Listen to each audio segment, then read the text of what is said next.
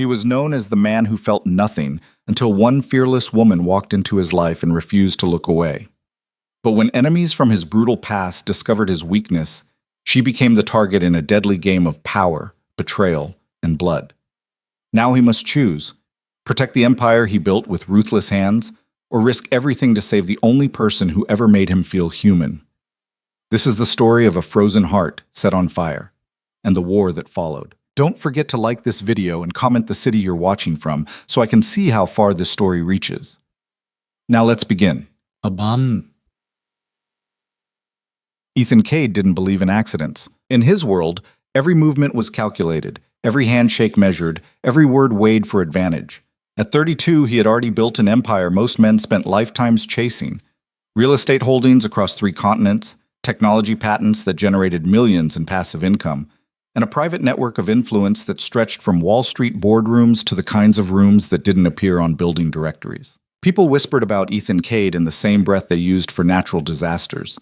Inevitable, devastating, impossible to control. He preferred it that way. The Cade Industries Tower in downtown Manhattan rose 73 stories, all glass and steel and cold ambition. Ethan's office occupied the entire top floor, a study in minimalism and control. Floor-to-ceiling windows overlooked the city like a general surveying conquered territory.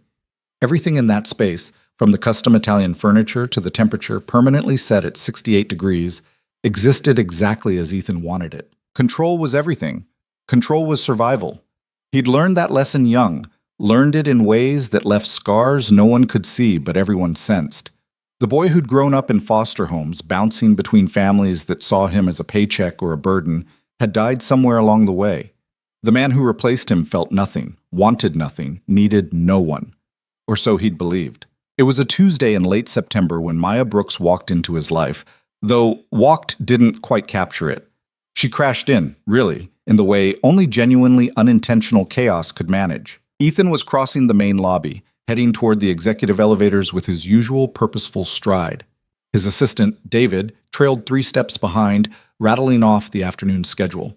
Ethan wasn't really listening. He'd already reviewed the meetings that morning and committed every detail to memory. David's verbal recap was more ritual than necessity, a way to make the assistant feel useful. The Singapore team confirms they're ready to move forward with the acquisition, David was saying. Legal says the contracts will be ready by... The elevator doors opened just as someone rounded the corner from the hallway at full speed, arms loaded with what looked like an entire filing cabinet's worth of documents.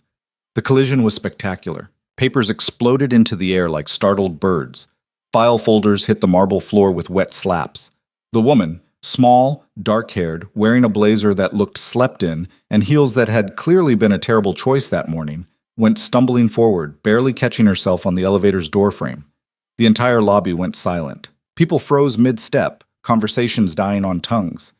Everyone who worked in this building knew the rules. You didn't approach Ethan Cade unless summoned. You didn't speak to him unless spoken to. You certainly didn't crash into him like a human wrecking ball. Ethan looked down at the disaster zone of scattered documents now covering his Italian leather shoes. Then he looked up at the woman who'd caused it. She was already on her knees, frantically gathering papers with shaking hands, muttering under her breath. No, not today, not now. Perhaps, Ethan said, his voice cutting through the lobby's silence like a blade, you should watch where you're going. The woman's hands stilled. Then, slowly, she looked up. And that's when it happened. Most people, when they met Ethan's eyes, looked away immediately. They sensed the ice there, the complete absence of warmth or mercy, and their instincts screamed at them to retreat. It was a reaction he'd spent years cultivating, a tool as useful as any weapon. But this woman, this girl, really, she couldn't have been more than 24, met his gaze directly. Her eyes were brown, almost black in the lobby's harsh lighting, and they held something he hadn't seen in years. No fear, just annoyance. I was watching where I was going, she said, still on her knees in a spreading puddle of documents, until someone decided to stop directly in front of the elevator without warning. David made a strangled sound. Somewhere behind them, someone gasped. Ethan felt something shift in his chest, something he couldn't immediately identify. It had been so long since anyone had challenged him, even in something so trivial, that the sensation was almost foreign. You're blaming me, he said slowly, for your inability to navigate a hallway. I'm blaming you, she corrected, gathering more papers with quick, efficient movements, for not paying attention to your surroundings. But sure, we can go with your version if it makes you feel better. She said it without malice, without calculation, just honest frustration from someone having a spectacularly bad day and no longer caring about consequences. Ethan crouched down, and the movement was so unexpected that the woman actually leaned back slightly, wariness finally entering her expression. He picked up one of the folders at his feet, glancing at the tab. Quarterly Analytics Report. Third quarter projections. His eyes flicked to her face. You're an intern. It wasn't a question. Interns were the only ones who still dealt with physical copies of reports everyone else had digitized years ago. Some ridiculous initiative by HR about learning the fundamentals. Observant, the woman said, snatching the folder from his hand with more force than necessary.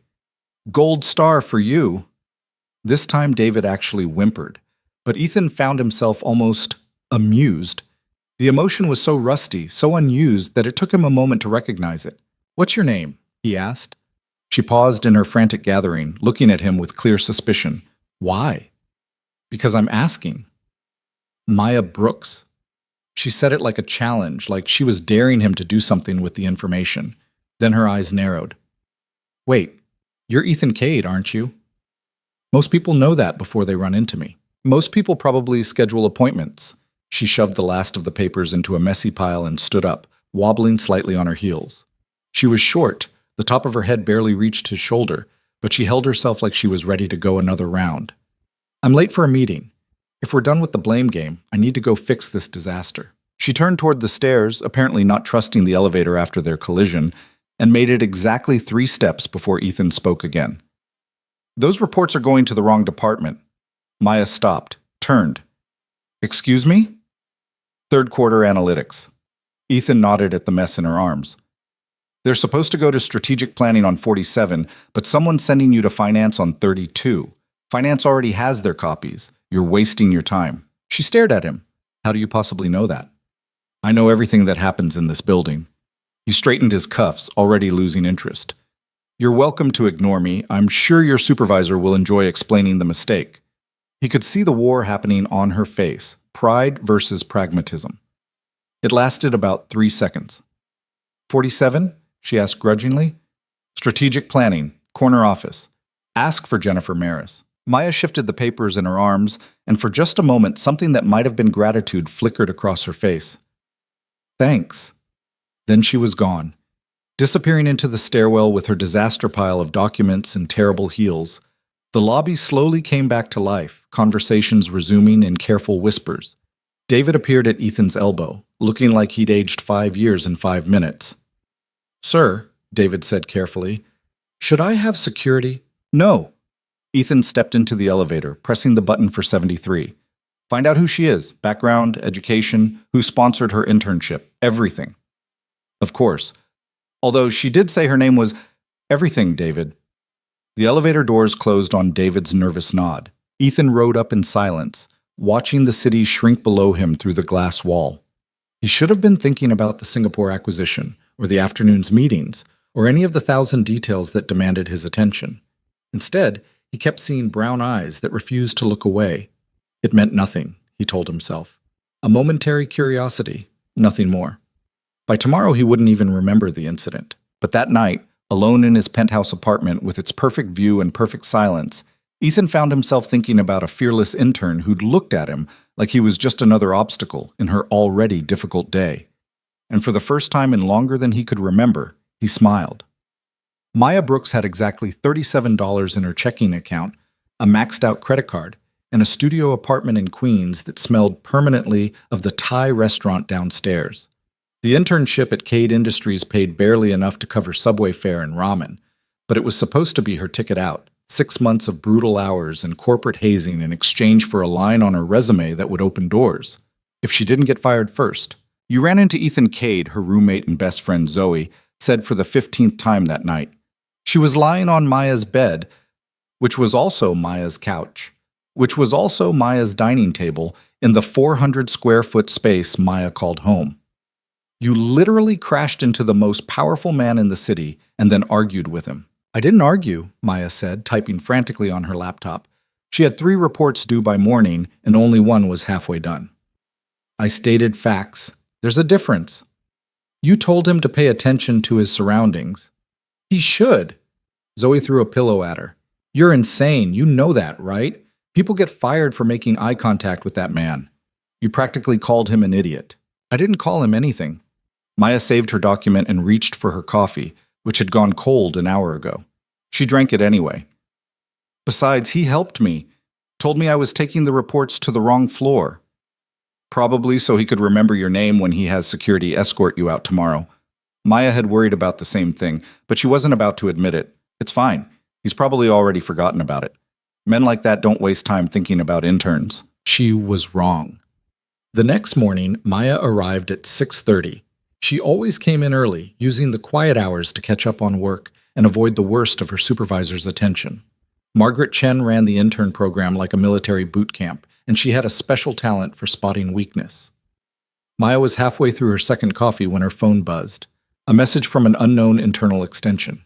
Report to 73 at 8 a.m. Don't be late. Her stomach dropped. Floor 73. Ethan Cade's floor. Okay, she muttered to herself, staring at her phone. Okay, this is fine. Maybe it's not him. Maybe it's his assistant. Maybe they need someone to organize files or pick up dry cleaning or talking to yourself again? Maya jumped, nearly spilling coffee across her keyboard. James Park, one of the other interns, leaned against her cubicle with his usual smirk. He was good-looking in an obvious way, all expensive haircut and whiter than white teeth, and he never let anyone forget that his father sat on the board of directors. What do you want, James? Heard you had an interesting encounter yesterday. He picked up the stress ball from her desk, tossing it between his hands. With Ethan Cade himself, that true? Word traveled fast in this building. I spilled some papers. It wasn't a big deal. That's not what I heard. I heard you got into it with him, told him off. I didn't tell him off. We barely spoke. James leaned closer, and Maya caught the smell of expensive cologne. Look, I'm going to give you some advice, Brooks. Free of charge. Men like Ethan Cade, they don't forget insults. They collect them, store them up until they can use them. He dropped the stress ball back on her desk. Watch your back. He walked away before Maya could respond, leaving her staring at the message on her phone. At 7:55, she stepped into the executive elevator, alone. The ride to the 73rd floor felt like it took hours.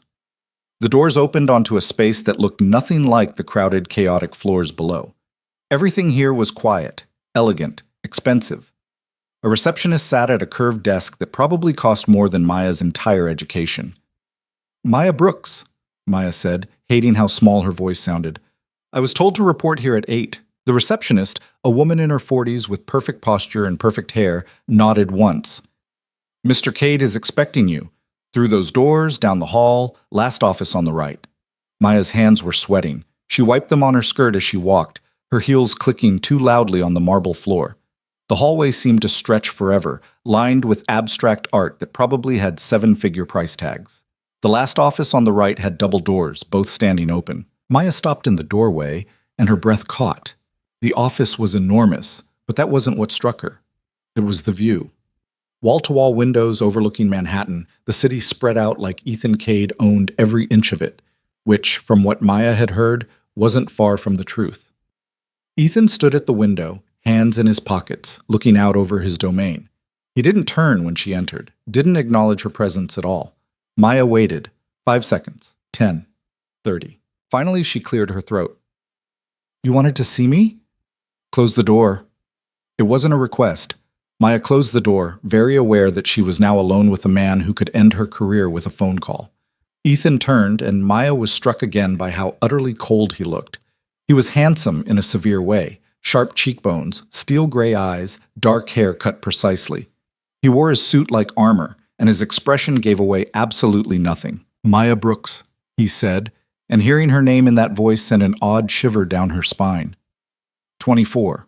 Originally from Chicago. Graduated from NYU last year with a degree in business analytics. Top of your class. Turned down 3 job offers to take an unpaid internship here. His eyes locked onto hers. Interesting choice. Maya forced herself to hold his gaze. Cade Industries looks better on a resume. True, but you could have started at those other companies immediately with actual salaries. Instead, you chose to spend 6 months making copies and fetching coffee. He tilted his head slightly. Why? Because in 5 years, those other companies won't matter. But 5 years at a firm that started here? Maya lifted her chin. That opens every door. Something flickered in Ethan's expression, too quick to identify. Ambitious. Realistic. Most people don't have the luxury of turning down paychecks for resume lines. Most people don't work 3 jobs to save enough to take the risk. It was true. Maya had spent her last year of college working herself half to death, tutoring, waitressing, freelance data analysis, all to build enough of a cushion to survive 6 months in New York with no income. It still wasn't enough, not really, but she'd make it work. She always did. Ethan moved to his desk, and Maya noticed he walked like a predator, smooth, controlled, dangerous. He picked up a file folder, flipping it open. Your work has been noted, he said. The analysis you did on the Meridian account last week. You found a discrepancy no one else caught. Maya blinked. She'd stayed until midnight working on that report, triple-checking her numbers because she couldn't afford mistakes. She'd submitted it directly to Margaret, never expecting anyone higher up to actually read it. It was just an inconsistency in the revenue projections, she said carefully. Someone had used the wrong growth model. That inconsistency would have cost us $4 million if it had gone unnoticed. Ethan closed the file. You saved this company money. That deserves recognition. Maya's heart was pounding. Thank you. I'm moving you out of the intern pool. The words hit her like cold water. What? You'll be working directly with the strategic planning team. Jennifer Maris will be your supervisor. Your salary will be adjusted accordingly, $65,000 to start, with performance reviews every quarter. Maya couldn't breathe. $65,000. That was more than she'd hoped to make in her first real job, and he was offering it to her now, 5 months before her internship even ended. I don't understand, she said. Why? Because you're wasting your time filing reports that any first-year assistant could handle. Because you have a mind for patterns and you're not afraid to speak up when you see problems. Ethan's eyes hadn't left her face. And because I don't like seeing talent buried in a program designed to weed out the weak. Maya should have been grateful, should have been thanking him, accepting immediately. Instead, she heard herself say, "Is this because I ran into you yesterday?" The question hung in the air between them. Ethan's expression didn't change, but something shifted in his eyes. Do you think I make business decisions based on hallway collisions? I don't know. I don't know you. No, he agreed. You don't. So why? Maya pressed. Why pull me out of the program now? Why not wait until the internship ends, see my final reviews? Because I've already seen what I need to see. He moved around the desk, and suddenly he was much closer, close enough that Maya could smell his cologne, something dark and expensive. You have a choice, Miss Brooks. Accept the position or finish out your internship in the program. Either way, you'll succeed here. The only question is how fast. Maya's mind raced. Every instinct she had screamed that this was too easy, too convenient. Men like Ethan Cade didn't hand out opportunities unless there was something in it for them. But $65,000, a real position, an escape from the intern program's grinding misery. I accept, she said. Good. You start Monday. Jennifer will send you the details. Ethan returned to his desk, already looking at something on his computer screen. The dismissal was clear. Maya turned to leave, but at the door she paused. Mr. Cade? Yes? Thank you for the opportunity. He didn't look up. Don't thank me. Prove you deserve it, Todd. Maya's new position changed everything and nothing. The work was better. Actual analysis instead of mindless filing, projects that challenged her instead of wasting her time. Jennifer Maris turned out to be brilliant and demanding in equal measure, expecting perfection but willing to teach. The salary meant Maya could finally afford an apartment that didn't smell like curry and have a checking account with more than 2 digits. But it also meant she was visible. The other interns looked at her with undisguised resentment. James Park made pointed comments about favoritism and nepotism, even though Maya had no connections to speak of. The junior analysts in strategic planning treated her with cautious distance, waiting to see if she'd crash and burn. And then there were the whispers. Maya heard them in the break room, in the bathroom, in the elevator when people thought she wasn't listening. Ethan Cade personally promoted her. She must have done something to catch his attention. You know what they say about men like him and young women who get ahead fast? Maya tried to ignore it. She kept her head down, worked twice as hard as anyone else, and pretended the rumors didn't feel like knives between her ribs. But 3 weeks into her new position, the whispers got louder. She was working late again when Jennifer stopped by her desk. It was past 9, and the office was mostly empty. "Go home, Maya," Jennifer said, not unkindly. "The analysis will still be here tomorrow." "I just want to finish the revenue projections." "Tomorrow," Jennifer repeated firmly. She hesitated, then pulled up a chair. "Can I give you some advice?" Maya saved her work, bracing herself. "Of course. You're good at what you do, really good, but you need to be careful." "Careful of what?" Jennifer chose her words carefully. "This company runs on perception as much as performance. And right now, people are talking." Maya's stomach tightened. "About me." "About why Ethan Cade took a personal interest in an intern with no connections and no history with the company." Jennifer's expression was sympathetic but firm. "I don't know why he promoted you, and honestly, I don't care. I've seen your work. You're here because you're talented, but other people will make assumptions. Let them," Maya said, hearing the edge in her own voice. "I can't control what people think." "No, but you can control how you respond to it. Don't give them ammunition. Don't be seen going to his office. Don't seek him out. And for the love of everything, don't let yourself become the subject of more speculation than you already are." Maya wanted to argue, wanted to point out how unfair it was that she had to police her own behavior because other people couldn't handle seeing a woman succeed without assigning ulterior motives. But Jennifer was right. Fair or not, this was the game. "Understood," Maya said quietly. Jennifer squeezed her shoulder and left. Maya sat alone in the empty office, staring at her computer screen without seeing it. She thought about Ethan Cade, about the way he'd looked at her in his office, about the opportunity he'd handed her without explanation. She hadn't seen him since that meeting 3 weeks ago, hadn't spoken to him, hadn't been summoned back to the 73rd floor. For all intents and purposes, he'd forgotten she existed, which was exactly what she wanted. Wasn't it? No. Ethan Cade was not a man prone to distraction. He'd built his empire on focus, on the ability to see 10 moves ahead while everyone else was still figuring out the board. Distraction was weakness. Distraction led to mistakes, and mistakes, in his world, could be fatal. So it annoyed him immensely that he couldn't stop thinking about Maya Brooks. It wasn't attraction, or at least that's what he told himself. Yes, she was beautiful in an understated way, all dark eyes and sharp edges and a kind of fierce determination that showed in every movement. But Ethan had been surrounded by beautiful women his entire adult life. Models, actresses, heiresses. They threw themselves at him with predictable regularity, and he felt nothing. No, what bothered him about Maya was simpler and somehow more complicated. She'd looked at him like he was human, not a weapon, not a monster, not even a powerful man to be feared or used, just a person who'd gotten in her way. It had been so long since anyone had treated him that casually, that normally, that the memory of it stuck like a splinter he couldn't quite dig out. He promoted her because she deserved it. That part was true. Her work was exceptional, and wasting her in the intern program was stupid. But he'd also done it because he wanted to see what she'd do with real responsibility, wanted to see if that fearlessness translated beyond hallway collisions, and because if he was being honest with himself, he wanted a reason to see her again. Ethan stood at his window. He spent a lot of time at this window, especially late at night when the city below sparkled like stars had fallen to earth, and reviewed the surveillance footage his head of security had compiled. He wasn't spying, not exactly, he just kept track of his investments. Maya was an investment now, that's all. The footage showed her leaving the building at 11 p.m., exhausted and alone. Showed her taking the subway instead of a car service, even though her new salary could afford better.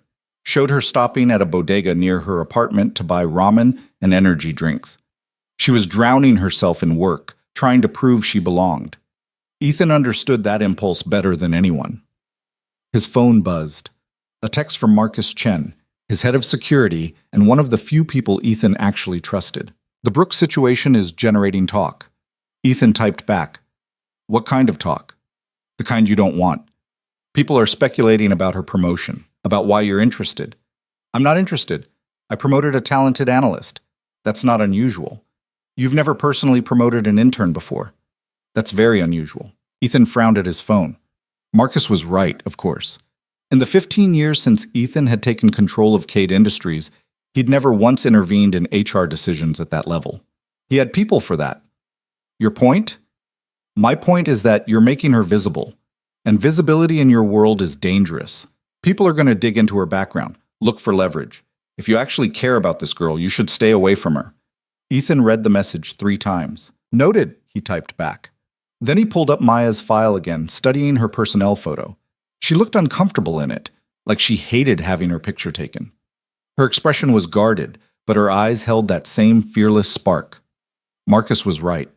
The smart move was to forget about Maya Brooks, let her succeed or fail on her own merits, and never think about her again. Ethan had built an empire on smart moves, but for the first time in his carefully controlled life, he found himself wanting to make a stupid one. Maya's first month in strategic planning passed in a blur of spreadsheets, presentations, and carefully avoiding any situation that might put her in Ethan Cade's orbit. It should have been easy. The 73rd floor was a world away from 47, and Ethan clearly had no interest in tracking the day-to-day progress of a junior analyst he'd promoted on a whim. Except he kept appearing. Not obviously. Not in ways anyone else would notice. But Maya noticed. She'd be in a meeting, presenting her analysis of a potential acquisition, and Ethan would slip in through the back door. He'd stand there for 10, maybe 15 minutes, listening without comment, and then leave before anyone could acknowledge him. She'd be working late, and the security guard would appear with coffee from the executive floor. Compliments of Mr. Cade, miss. She'd submit a report and get it back with notes in the margins, suggestions that were always insightful and never signed, but written in a handwriting she was starting to recognize. It was subtle, careful, almost kind, and it was driving her crazy. He's watching you, Zoe said one night over cheap wine in Maya's slightly less terrible new apartment. Your Ice King is definitely watching you. He's not my anything, Maya said, but her cheeks felt hot. And he's not watching me, he's just monitoring his investment. Uh-huh. Is that why he sent you coffee at midnight last Tuesday? The security guard could have been mistaken about where it came from. Zoe gave her a look that said exactly how stupid that sounded. Maya sighed, pulling her knees up to her chest. It doesn't matter anyway. Even if he is paying attention, it's not personal. Men like Ethan Cade don't do personal. Maybe, Zoe said. Or maybe he's just been waiting for someone brave enough to treat him like a human being instead of a walking nightmare. That's a romance novel talking. Is it? Because from where I'm sitting, a powerful, lonely man who's never shown interest in anyone suddenly can't stop thinking about the one woman who wasn't afraid of him sounds exactly like the start of a very complicated love story. Maya threw a pillow at her. You're ridiculous. But that night, alone in bed, she found herself wondering, what would it be like to really know Ethan Cade? To see past the ice and the power to whatever was underneath? And why did the thought make her heart race like she was standing on the edge of something dangerous and impossible, and maybe, just maybe, worth the fall? The invitation came on a Friday afternoon. Maya was reviewing quarterly projections when her computer pinged with a calendar notification. A meeting had been added to her schedule. Strategic Review, Conference Room A, 6 p.m. She frowned. Strategic reviews didn't usually include junior analysts, and they definitely didn't happen at 6 p.m. on a Friday. But the meeting was marked as mandatory, and the organizer was listed as E. Cade. Maya's pulse quickened. At 5:55, she gathered her laptop and notes and made her way to Conference Room A. It was on the executive floor, naturally, in a part of the building she'd successfully avoided for weeks. The conference room was empty when she arrived. Floor-to-ceiling windows, a table that could seat 20, and absolutely no one. Maya checked her phone. 5:58. She was early, but not that early.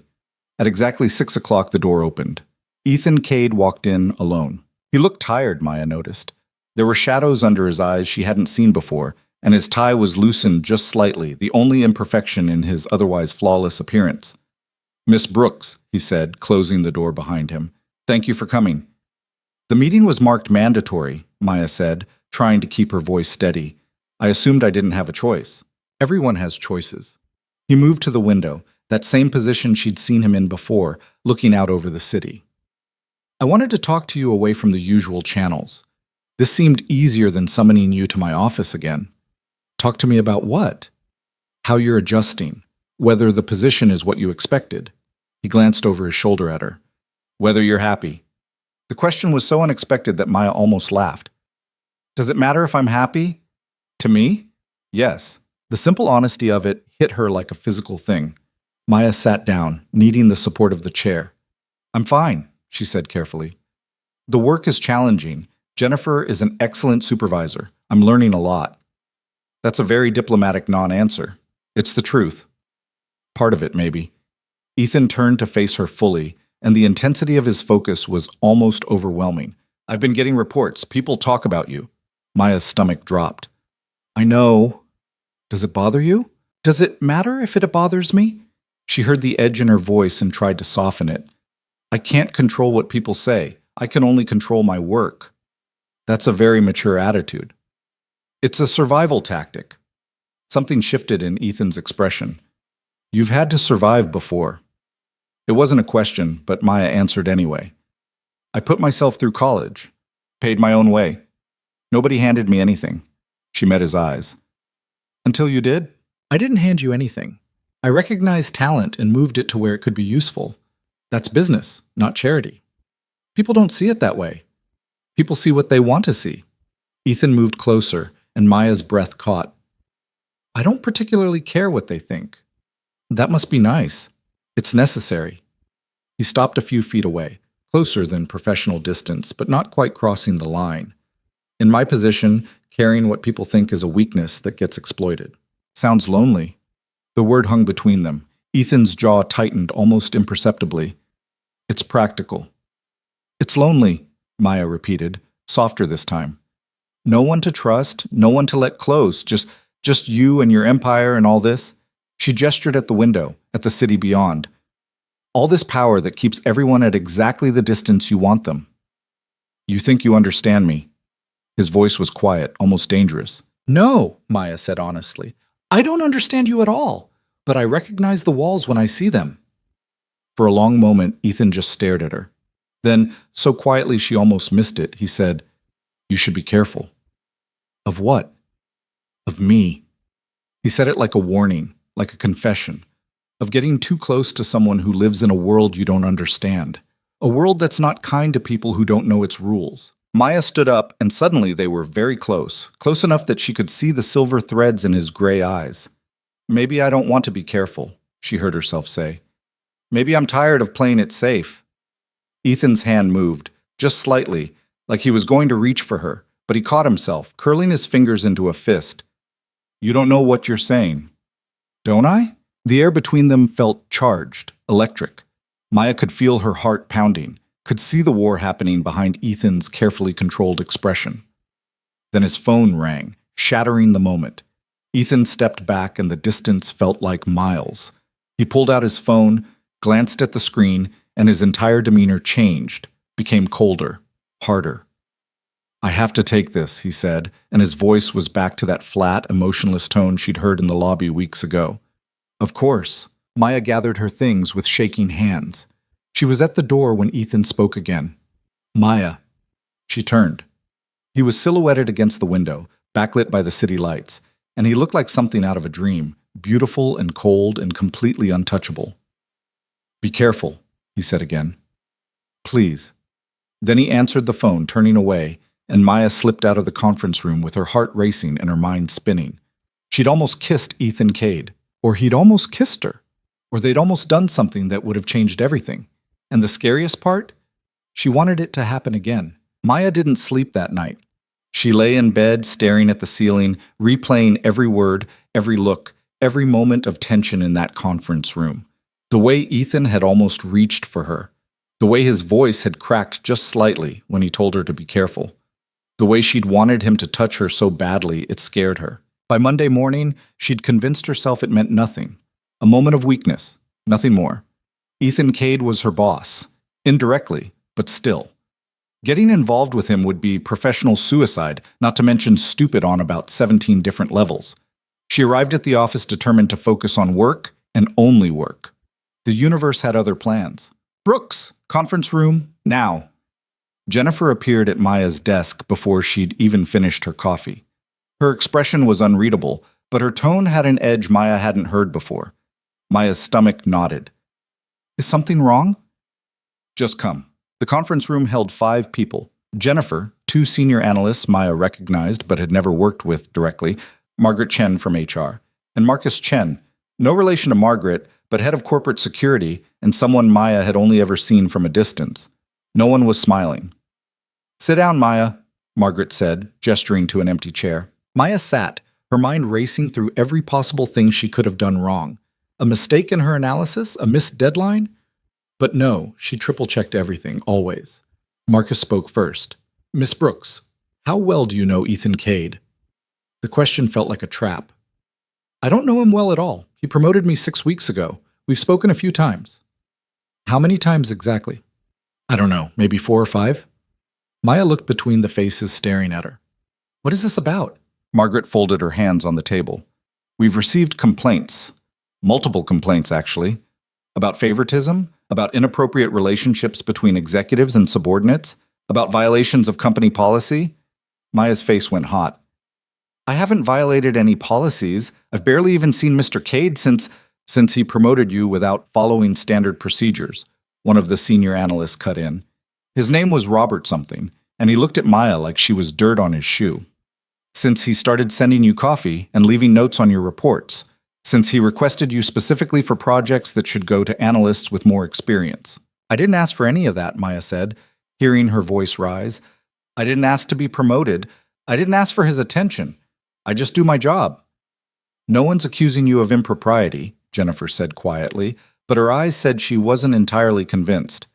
"But the appearance of favoritism creates problems. For you, for the department, for the company." Marcus leaned forward.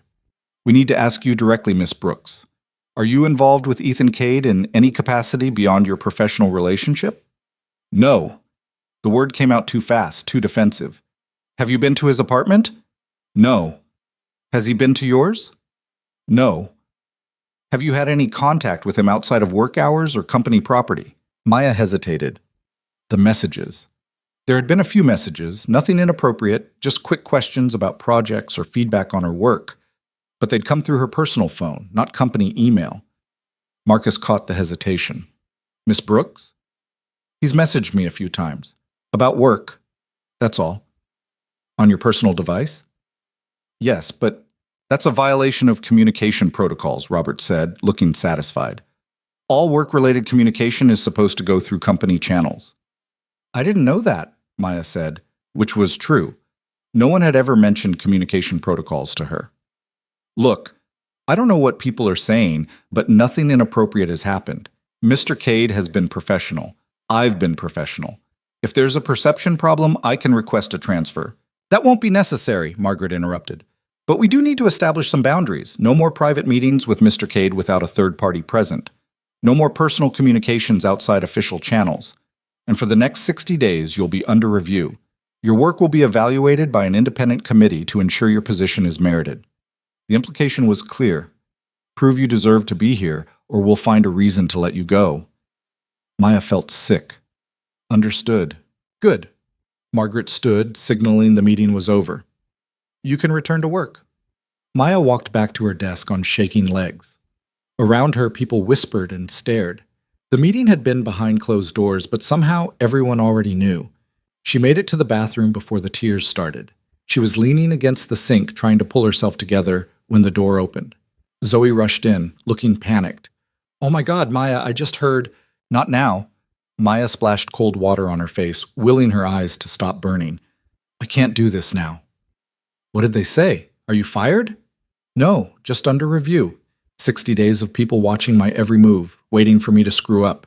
She grabbed paper towels, pressing them against her eyes. "This is such bullshit, Zoe. I didn't do anything wrong." "I know that. But everyone else thinks I slept my way into this job. They think I'm some kind of—" She couldn't finish the sentence. Zoe pulled her into a hug, and Maya let herself lean into it for just a moment before pulling away. "I need to get back to work," Maya said. "I need to prove I belong here." "You do belong here. You're brilliant." "Then I need to make sure everyone else knows it too." Maya went back to her desk and buried herself in work. She stayed until midnight, then came in at 6 the next morning. She volunteered for every difficult project, took on assignments no one else wanted, and made herself indispensable. And she avoided anything that might put her in Ethan Cade's path. She didn't know that 3 floors above her, Ethan was making very different decisions. Ethan read the HR report with mounting fury.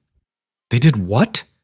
His voice was quiet, which Marcus knew from experience was infinitely more dangerous than shouting. Standard procedure for complaints of favoritism, Marcus said carefully. He stood on the other side of Ethan's desk, posture relaxed but ready. Margaret followed protocol. Protocol. Ethan set the report down with deliberate care. They interrogated her like a criminal because I promoted someone based on merit. You promoted an intern with no experience to a position that typically requires 5 years in the field. You sent her coffee at midnight. You've been messaging her personal phone. Marcus ticked off points on his fingers. From the outside, Ethan, it looks exactly like what they're accusing you of. I don't care how it looks. You should. Because now Maya Brooks is under review, her reputation is being torn apart, and every piece of work she does will be scrutinized for the next 2 months. All because you couldn't stay away. Ethan's jaw tightened. Marcus was one of maybe 3 people in the world who could talk to him like this, and he only got away with it because he was usually right. What do you suggest? Back off. Completely. No contact, no special treatment, no attention whatsoever. Let her prove herself without your shadow hanging over her. Marcus paused. And maybe figure out why you care so much about one junior analyst. She's talented. I don't like seeing talent wasted. Right. That's why you've been watching security footage of her leaving the building every night. That's why you know she takes the Q train instead of a car service and buys dinner from the bodega on 42nd because you care about wasting talent. Ethan said nothing. Marcus sighed. Look, I've known you for 15 years. I've never seen you like this about anyone. If you actually care about this woman, the best thing you can do is leave her alone. Let her build her career without your interference. Because the more attention you give her, the more you're painting a target on her back. I know. Ethan turned to his window, that eternal view of the city he controlled. I know that. Then act like it. After Marcus left, Ethan stood alone in his office and made a decision he knew was right and hated anyway. He would stay away from Maya Brooks. He would let her prove herself without his help. He would stop watching, stop caring, stop thinking about the way she looked at him like he was worth seeing. It was the smart move, the safe move, the move that felt like cutting off his own arm. 3 weeks passed. Maya threw herself into work with an intensity that bordered on obsessive. The independent review committee examined every analysis she produced, questioned every conclusion, challenged every recommendation. She responded with data, with logic, with airtight reasoning that left no room for doubt.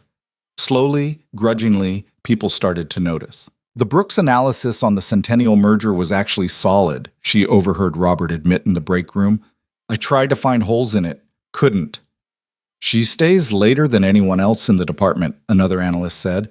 I've never seen someone work that hard. Maybe Cade saw something we missed. The whispers changed. Not completely. There were still people convinced she'd slept her way up, but enough that Maya could breathe a little easier. She hadn't seen Ethan once in those 3 weeks. Hadn't received any messages, any coffee, any indication he remembered she existed. It was exactly what she'd wanted, exactly what she needed. So why did it feel like losing something she'd never actually had? You look like hell, Zoe announced one Saturday afternoon, showing up at Maya's apartment with takeout and wine. When was the last time you slept? I sleep. Maya accepted the wine gratefully. For more than 4 hours? Sleep is overrated. So is burning yourself out to prove a point. Zoe set out containers of Thai food, the good kind, from a place in the village that cost actual money. You've proven yourself, Maya. Everyone knows you're brilliant. You can ease up a little. Not yet. I've still got 3 weeks of review left. And then what? You work yourself to death for another 3 weeks to prove you can maintain it? At some point, you have to just live your life. Maya picked at her pad thai. He hasn't spoken to me in weeks. Ethan? He's completely disappeared. Like I don't exist. Zoe studied her carefully. Isn't that what you wanted? Yes. No. I don't know. Maya set down her fork. It doesn't matter what I want. He's my boss. He's Ethan Cade. The whole thing was impossible from the start. Was it though? Or are you just scared? Of course I'm scared. Do you have any idea what people would do to me if they thought I was actually involved with him? The review would be nothing compared to... I'm not talking about other people. I'm talking about you. About what you feel when you think about him. Maya was quiet for a long moment. Then, so softly, Zoe almost missed it. I miss him. Even though you barely knew him? Especially because I barely knew him. Because what I did see was Maya struggled for words. Everyone treats him like he's this cold, untouchable thing. But when he looked at me, when we talked, I saw someone lonely. Someone who's built these walls so high, he can't remember what it's like to let anyone in. And for just a moment, I thought maybe he wanted to. With you. With anyone. I just happened to be there. She laughed bitterly. Story of my life, right? Wrong place, wrong time, wrong person.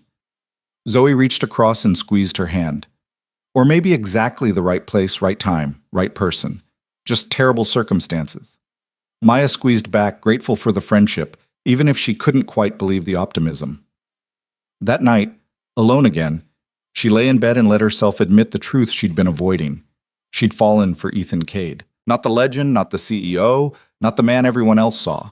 She'd fallen for the person underneath, the one who noticed details, who recognized talent, who'd looked at her in that conference room like she was something precious and impossible.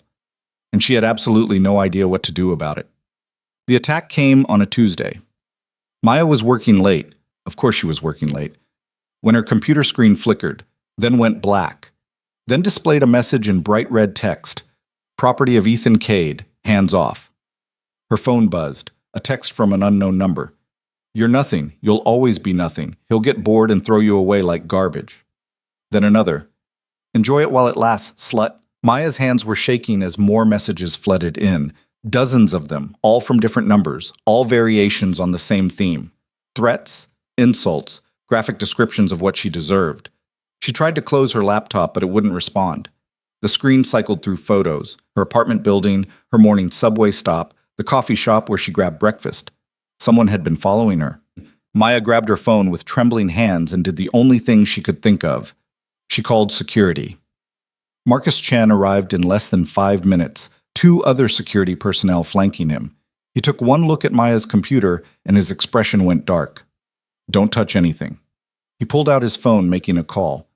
We need a full sweep. Conference room B, 47th floor. Now. To Maya, he said, Are you hurt? She shook her head, not trusting her voice. Good. Come with me. You're not staying in this office tonight. Marcus escorted her to a secure room she didn't even know existed. No windows, reinforced door, completely isolated from the rest of the building. 2 guards stationed themselves outside. What's happening? Maya finally managed. Who would do this? I don't know yet, but we'll find out. Marcus's phone rang. He glanced at the screen and his expression shifted. I need to take this. Don't leave this room. Don't open the door for anyone except me. Understood? Maya nodded. Marcus stepped outside, and through the crack in the door, Maya heard his side of the conversation. Sir, we have a situation. No, she's safe. Yes, it was targeted. I'm handling it. Sir, I really think you should stay. The door flew open. Ethan Cade strode in like a force of nature, his expression absolutely murderous. Behind him, Marcus looked resigned. Out, Ethan said to Marcus without looking at him. Sir, out. Marcus left, closing the door. Ethan crossed the room in 3 strides and grabbed Maya's shoulders, his eyes scanning her face with an intensity that made her breath catch. Are you hurt? His voice was rough, nothing like the controlled tone she was used to. No, I'm fine. Did anyone touch you, approach you? No, it was just messages, and he pulled her against his chest, and the movement was so sudden, so unexpected, that Maya froze. She could feel his heart pounding, could feel the tension vibrating through him. Ethan, she whispered. He pulled back just enough to look at her, and what she saw in his eyes made her heart stop. Raw fear, genuine terror, and underneath it all, something else. Something that looked a lot like the feeling currently tearing her apart. I'm going to find who did this, he said, his voice low and dangerous. And I'm going to destroy them. You can't know it was about you. It's always about me. He released her but didn't step away. Everything in this building is about me. And if someone is using you to get to me, then yes, Maya, it's absolutely about me. This is exactly why I've been staying away, she said, finding her voice. This is why we can't what? The question hung between them, loaded with everything they hadn't said. You know what? Say it. No. Maya, because it's insane. She pushed past him, needing space to think. You're Ethan Cade. I'm a junior analyst who's been here less than 2 months. People already think I slept my way into this job. If they knew that I... She stopped, breathing hard. That you what? Ethan's voice was quiet now, dangerous in a different way. Maya turned to face him. That I can't stop thinking about you. That I miss you, even though I barely know you. That when you looked at me in that conference room, I wanted you to kiss me so badly I forgot how to breathe. The words came out in a rush. Is that what you want to hear? That I'm stupid enough to have feelings for someone so completely wrong for me that it would be funny if it wasn't so pathetic? Ethan stared at her. Then, in 2 steps, he closed the distance between them. You think you're the only one? His voice was rough, raw. You think I don't know it's wrong? That I haven't tried to stay away, tried to forget you, tried to convince myself that what I feel is just curiosity or boredom or anything other than what it actually is? Which is what? Obsession. The word came out like a confession torn from somewhere deep. I think about you constantly. I know your schedule, your habits, what you order for lunch. I've watched you leave this building every night for 6 weeks because I need to know you got home safe. I've read every report you've written, every analysis, every email. I've never felt this for anyone, Maya. Never wanted anyone the way I want you. And it's dangerous and stupid and completely impossible, but I can't make it stop. Maya couldn't breathe. Ethan, you should run. He said it like a warning, even as his hand came up to cup her face. You should walk out of this room and never look back. Because I'm not good for you. I'm not good for anyone. Everything I touch eventually breaks. Then why are you touching me? Because I'm selfish. Because even knowing I'll hurt you, I can't seem to stop myself from wanting this. This? Instead of answering, he kissed her. It wasn't gentle. It was desperate and hungry, and tasted like years of wanting nothing and suddenly wanting everything. Maya made a sound against his mouth and kissed him back just as fiercely, her hands fisting in his shirt. When they finally broke apart, both breathing hard, Ethan pressed his forehead against hers. This is a mistake, he said. Probably. It's going to make everything more complicated. I know. People will talk. They'll say terrible things about you, about us. Let them. He pulled back to look at her, searching her face. You don't know what you're saying yes to. Then tell me. Ethan's expression was raw, unguarded in a way she'd never seen. I live in a world where people kill for power, where loyalty is bought and sold, where trust is weakness. I have enemies, Maya, real enemies who would hurt you just to hurt me. If we do this, if we're together, you become a target, you become leverage. Everything you do, everyone you talk to, everywhere you go, it all becomes a potential threat. You're trying to scare me. I'm trying to be honest. Maya stepped back, putting space between them so she could think. Her lips still tingled from the kiss. Her whole body felt electric, alive in a way it never had before. I'm not an idiot, she said finally. I know what you are. I know the rumors, the whispers. I know you're dangerous. She met his eyes. But I also know what I saw in that conference room. What I see right now. You're not just the monster everyone thinks you are. You don't know that, don't I? She took a step toward him. You promoted me because I deserved it, not because you wanted something from me. You've stayed away for weeks even though it clearly killed you because you thought it was better for me. You just pulled me against you like you were terrified I'd been hurt, like the idea of someone touching me made you capable of murder. Another step. That's not a monster, Ethan. That's someone who cares, someone who's scared. I'm not scared of anything. Liar. She was close enough to touch him now. You're terrified, of feeling something real, of letting someone see past the ice, of being human. Ethan's control cracked. You want to see human? Fine. He grabbed her hand and pressed it against his chest, over his racing heart. This is what you do to me. Every time I see you, every time I hear your voice, every moment I'm near you. You make me feel things I spent years learning not to feel. You make me want things I can't have. You make me weak. That's not weakness. In my world, it is. Then maybe, Maya said softly, your world is wrong. They stood there, the truth hanging between them like something fragile and dangerous. Finally, Ethan spoke. If we do this, if we try this, it has to be a secret. No one can know. Not yet. Why? Because the moment people know you matter to me, you become a target. Every enemy I have will look for ways to use you. The only way to keep you safe is to keep this quiet. Maya wanted to argue, wanted to say they shouldn't have to hide, but she'd seen the fear in his eyes when he'd burst into this room, had felt the desperation in his kiss. He wasn't exaggerating. This was real. Okay, she said. Secret. Maya. I'm saying yes, Ethan, to all of it.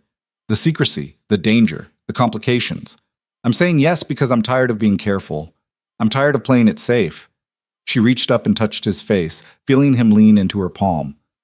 I'm saying yes because when I'm with you, I feel alive, and that's worth the risk. Ethan closed his eyes, and for just a moment, he looked young, vulnerable.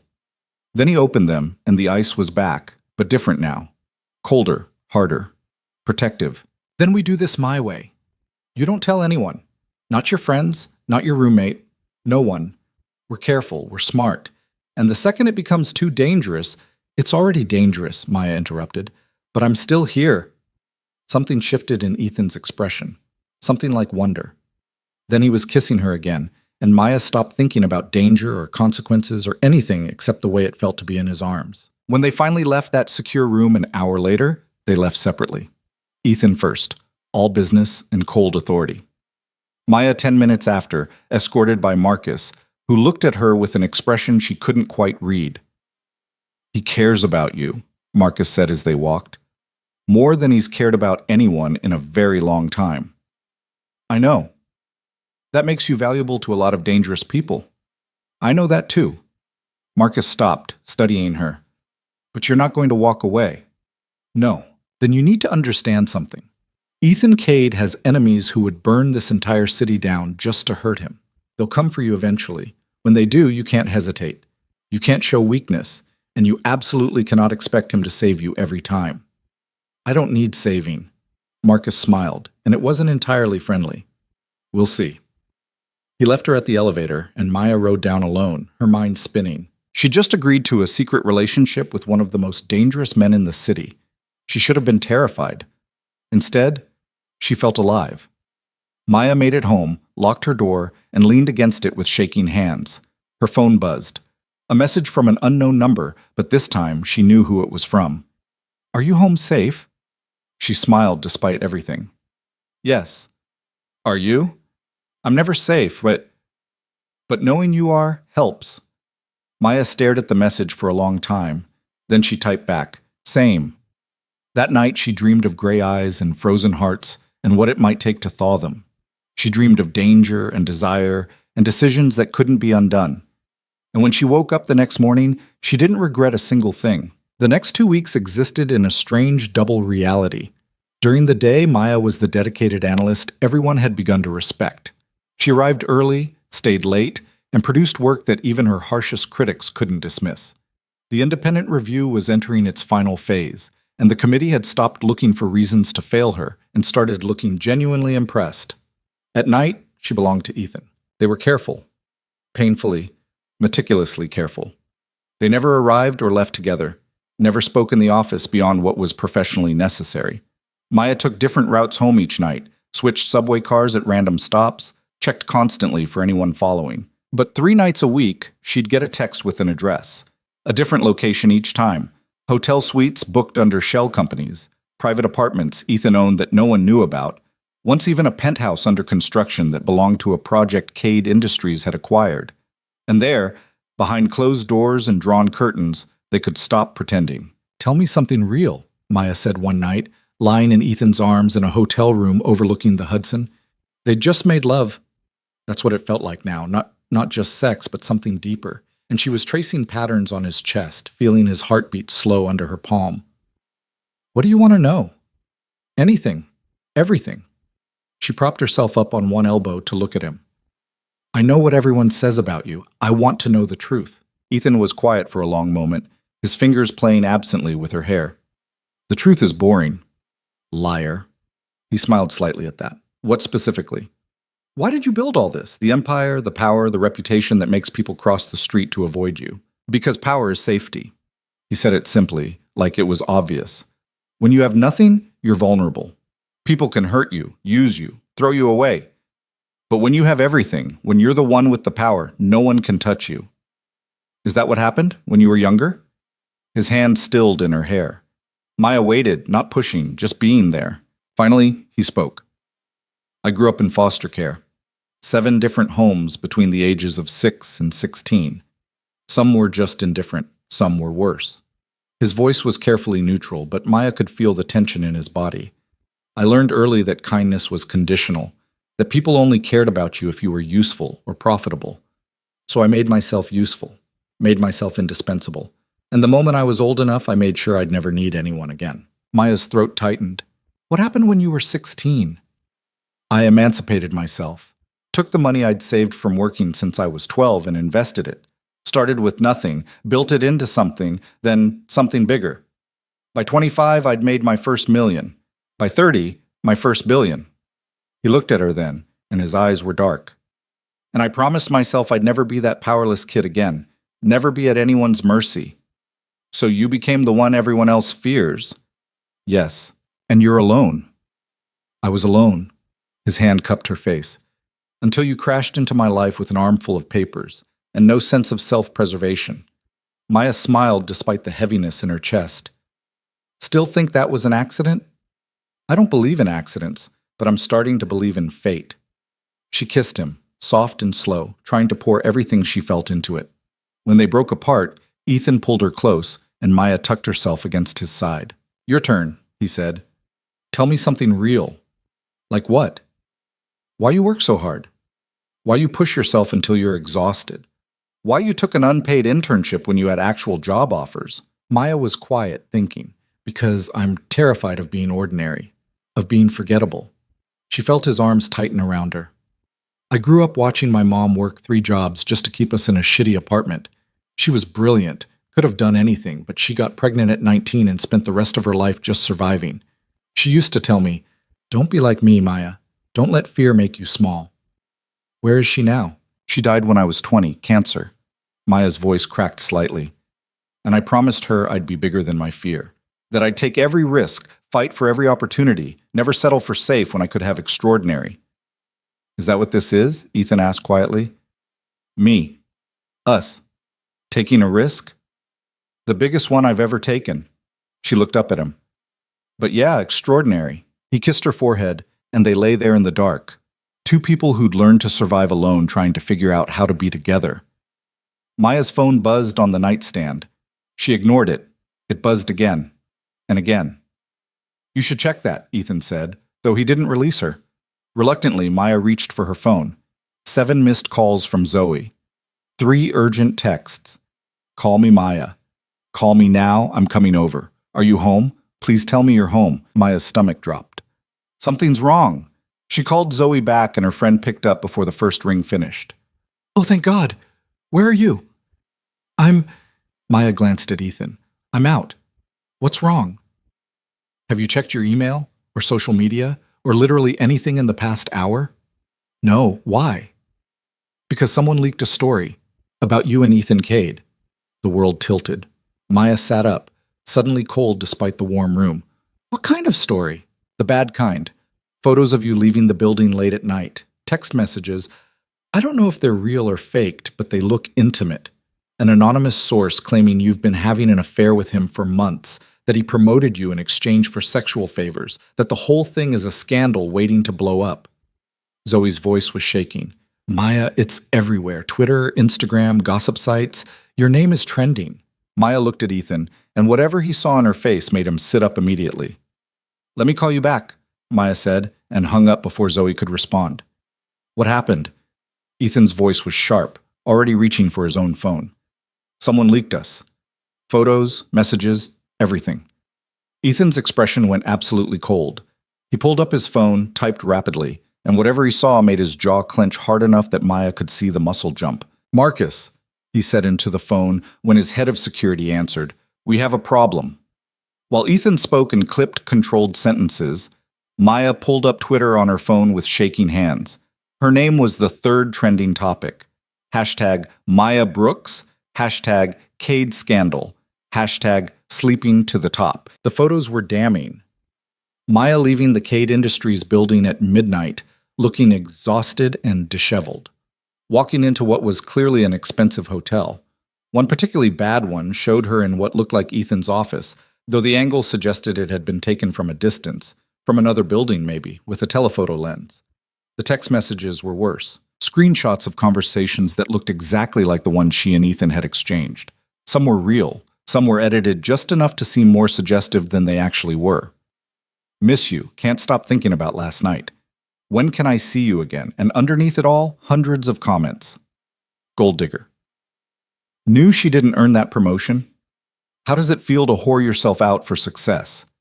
Maya felt like she was drowning. Ethan ended his call and immediately pulled her against him. Look at me. She couldn't stop reading the vicious words, the gleeful cruelty of strangers tearing her apart. Maya, look at me. She looked up and his eyes were blazing. This is what I was afraid of, he said. This is why I wanted to keep it secret. But it's happening now and we need to deal with it. How? Her voice came out small. How do we deal with this? My career is over. Everyone will think, I don't care what they think. Neither should you. Easy for you to say, you're Ethan Cade. I'm the girl who supposedly slept her way to the top. No. His grip on her shoulders tightened. You're the woman who's brilliant enough to threaten people who've been coasting on mediocrity for years. You're the analyst who found a $4 million discrepancy no one else caught.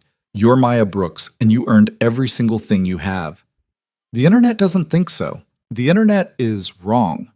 Maya wanted to believe him, but her phone kept buzzing with notifications, each one another person gleefully destroying her reputation. Who would do this? She asked. Who would leak this? Someone who wants to hurt me by hurting you, or someone who wants to hurt you directly. Ethan's expression was murderous. Marcus is pulling security footage, tracking the leak source. We'll find out who did this. And then what? Then I destroy them. He said it so calmly, so matter-of-factly, that Maya believed him completely. Her phone rang. Margaret from HR. Maya stared at the screen, her heart sinking. Don't answer it, Ethan said. I have to. If I don't, it looks like I'm guilty. Maya? But she was already answering. Hello? Miss Brooks? Margaret's voice was cold, professional, utterly devoid of sympathy. I'm calling to inform you that you've been placed on immediate administrative leave pending an investigation into allegations of improper conduct. You are not to enter the Cade Industries building or contact any employees until further notice. A formal hearing will be scheduled within the next 2 weeks. I understand. Maya's voice sounded hollow, even to herself. Your security access has been revoked. Please return any company property by end of business tomorrow. Okay. Margaret hung up without another word. Maya set down her phone very carefully, like it might explode. They suspended me. I'll fix this, Ethan said immediately. How? By admitting we're together? That'll just prove everyone right. I don't care. Well, I do. Maya stood up, suddenly needing to move. I care that my career is being destroyed. I care that everyone thinks I'm a whore who traded sex for success. I care that my mother didn't work herself to death so I could become a cautionary tale about women who sleep with their bosses. This isn't your fault, isn't it? I knew this was dangerous. You told me it was dangerous, and I said yes anyway because I was selfish and reckless, and Ethan crossed the room and grabbed her face in both hands, forcing her to look at him. Stop. This is not on you. This is someone weaponizing our relationship, and that's on me. My enemies, my world, my consequences. His thumbs brushed away tears Maya hadn't realized were falling. But I swear to you, I will find who did this, and I will make them regret it. That won't give me my career back. Then I'll give you a different one. Better. Bigger. I don't want you to give me anything. I want to earn it myself. You have earned it. Every single thing. His eyes were fierce. And anyone who says different is lying or jealous or both. Maya wanted to believe him, wanted to let his certainty be enough. But her phone kept buzzing, and the comments kept coming, and somewhere out there someone was laughing at how easy it had been to destroy her. I should go home, she said quietly, before someone spots me here. Stay. Let me. There's nothing you can do tonight, and tomorrow I need to figure out how to salvage my life. She pulled away gently. I need to think. Ethan looked like he wanted to argue, but something in her expression stopped him. I'll have Marcus take you home. Different car, different route. Thank you. Maya. He caught her hand. This isn't over. The relationship, the career, none of it. I won't let them win. Who's them? Everyone who wants to see you fail. Everyone who's threatened by what you represent. Everyone who thinks power and money can crush someone like you. His grip tightened. They're wrong, and I'm going to prove it. Maya kissed him, soft and sad, tasting like goodbye, even though neither of them said it. I'll call you tomorrow, she whispered. She left before he could respond, and the look on his face as the door closed between them would haunt her for days. Marcus drove her home in silence, taking a route so convoluted Maya lost track of where they were. When they finally pulled up to her building, he spoke for the first time. He's going to burn the city down for you. You know that, right? I don't want him to. Doesn't matter what you want. It's already happening. Marcus looked at her in the rearview mirror. Question is, when the smoke clears, will you still be standing? Maya didn't have an answer. She made it upstairs to find Zoe waiting in the hallway, holding wine and looking ready to commit murder on Maya's behalf. Inside, Zoe said. Now, we need to talk about everything. They spent the next 3 hours drinking cheap wine and reading through the worst of the comments until Maya felt numb. I should have listened, Maya said around midnight, curled up on her couch while Zoe braided her hair like they were kids again. Everyone warned me, Jennifer, Marcus, my own instincts, but I thought I could handle it. You can handle it. This is just a setback. A setback? Zoe, my face is all over the internet attached to the word homewrecker. I'm suspended from my job. There are think pieces being written about how I represent everything wrong with young women in corporate America. She laughed bitterly. This isn't a setback. This is my life imploding. Okay, yes, it's bad, really bad, but you've survived worse. Like what? Like putting yourself through college, like losing your mom, like taking a risk on a dream when you had no safety net. Zoe moved around to look at her. You're the strongest person I know, Maya. Some internet trolls aren't going to break you. They might. Then I'll help put you back together. Zoe squeezed her hand. But first, you need to tell me the truth. Are you really in love with Ethan Cade? Maya had been avoiding that question, even in her own head. Yeah, she said finally. I really am. Then fight for it. Fight for him. Fight for yourself. Stop letting other people decide what you deserve. And if I lose? Then at least you'll lose knowing you didn't give up. Zoe smiled. Besides, something tells me Ethan Cade doesn't lose very often. Maya smiled despite everything, and they stayed up talking until dawn painted the windows gold. She didn't know that across town, Ethan was in his office making calls that would reshape the landscape of corporate Manhattan. She didn't know that he'd already identified 3 people as potential leak sources and had investigators tearing apart their lives looking for proof. She didn't know that he'd been awake for 36 hours, fueled by rage and coffee and single-minded determination. But she would find out soon enough. What? The next morning, Maya woke to her phone ringing. Unknown number. She almost didn't answer, but something made her pick up. Miss Brooks? A woman's voice, professional and crisp. My name is Catherine Way. I'm a partner at Morrison & Klein. I represent Ethan Cade in certain legal matters, and he's asked me to reach out regarding your current situation. Maya sat up, suddenly alert. I didn't ask for a lawyer. Nevertheless, you need one. The story that broke yesterday contains several actionable defamatory statements. We'd like to discuss filing suit against the publications that ran it, as well as pursuing criminal charges for whoever leaked private communications. I can't afford... Mr. Cade is covering all legal fees, and before you object, this isn't charity. This is him protecting his interests. The allegations affect his company as much as they affect you. Maya wanted to argue, but she was tired and scared and drowning. What would a lawsuit accomplish? Publicly, it sends a message that these allegations are false, and you won't tolerate defamation. Privately, discovery will help us identify who orchestrated the leak. Catherine's voice softened slightly.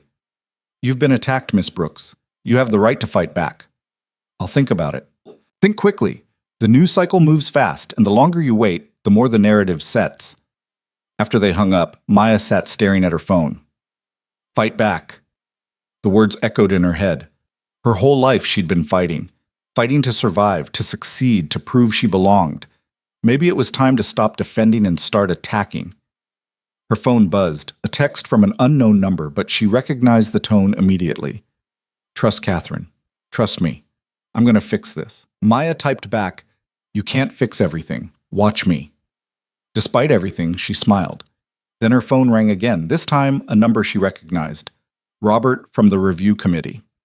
"Miss Brooks, I'll be brief. The committee has completed its evaluation early in light of recent events." Maya's stomach dropped. And we're recommending your immediate reinstatement with a formal commendation for exceptional work. Your 60-day review period is over. You've proven yourself beyond any reasonable doubt. Maya couldn't speak. "I'll be honest," Robert continued, sounding uncomfortable. "When you were first promoted, I thought it was favoritism. I was wrong. Your analysis has been some of the best work I've seen from an analyst at any level. You belong here." "Thank you," Maya managed. "However, given the current situation, HR has you on administrative leave. That's above my authority.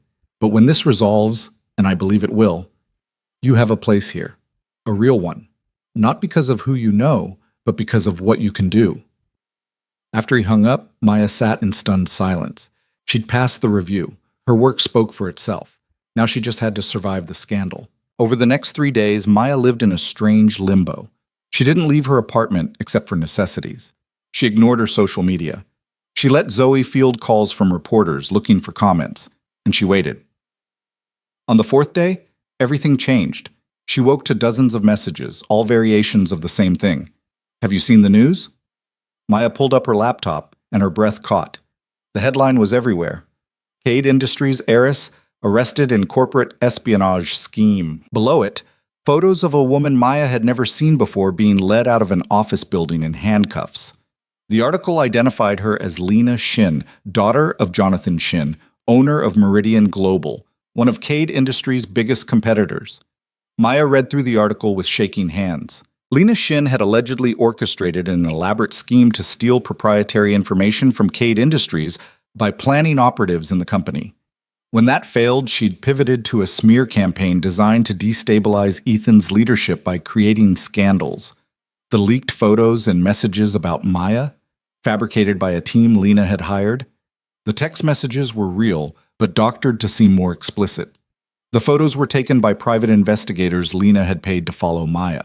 The article included quotes from Catherine Way, Maya's new lawyer, announcing that they would be pursuing both civil and criminal charges.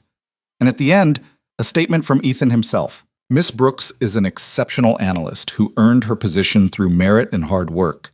The allegations against her were false, malicious, and orchestrated by individuals attempting to damage both her reputation and mine. I'm pleased that the truth has come to light, and I look forward to seeing Miss Brooks return to work where she belongs." Maya's phone rang. "Ethan, did you do this?" she asked instead of hello. "I told you I'd find who hurt you." "Ethan, she went after you to hurt me. Used my feelings for you as a weapon. Did you really think I'd let that stand? How did you even find the proof?" "I own half the cybersecurity firms in this city. I have investigators on retainer. I have resources you can't imagine." His voice softened. "And I was motivated. Is any of it true? The espionage?" "Some of it. Enough to make the charges stick.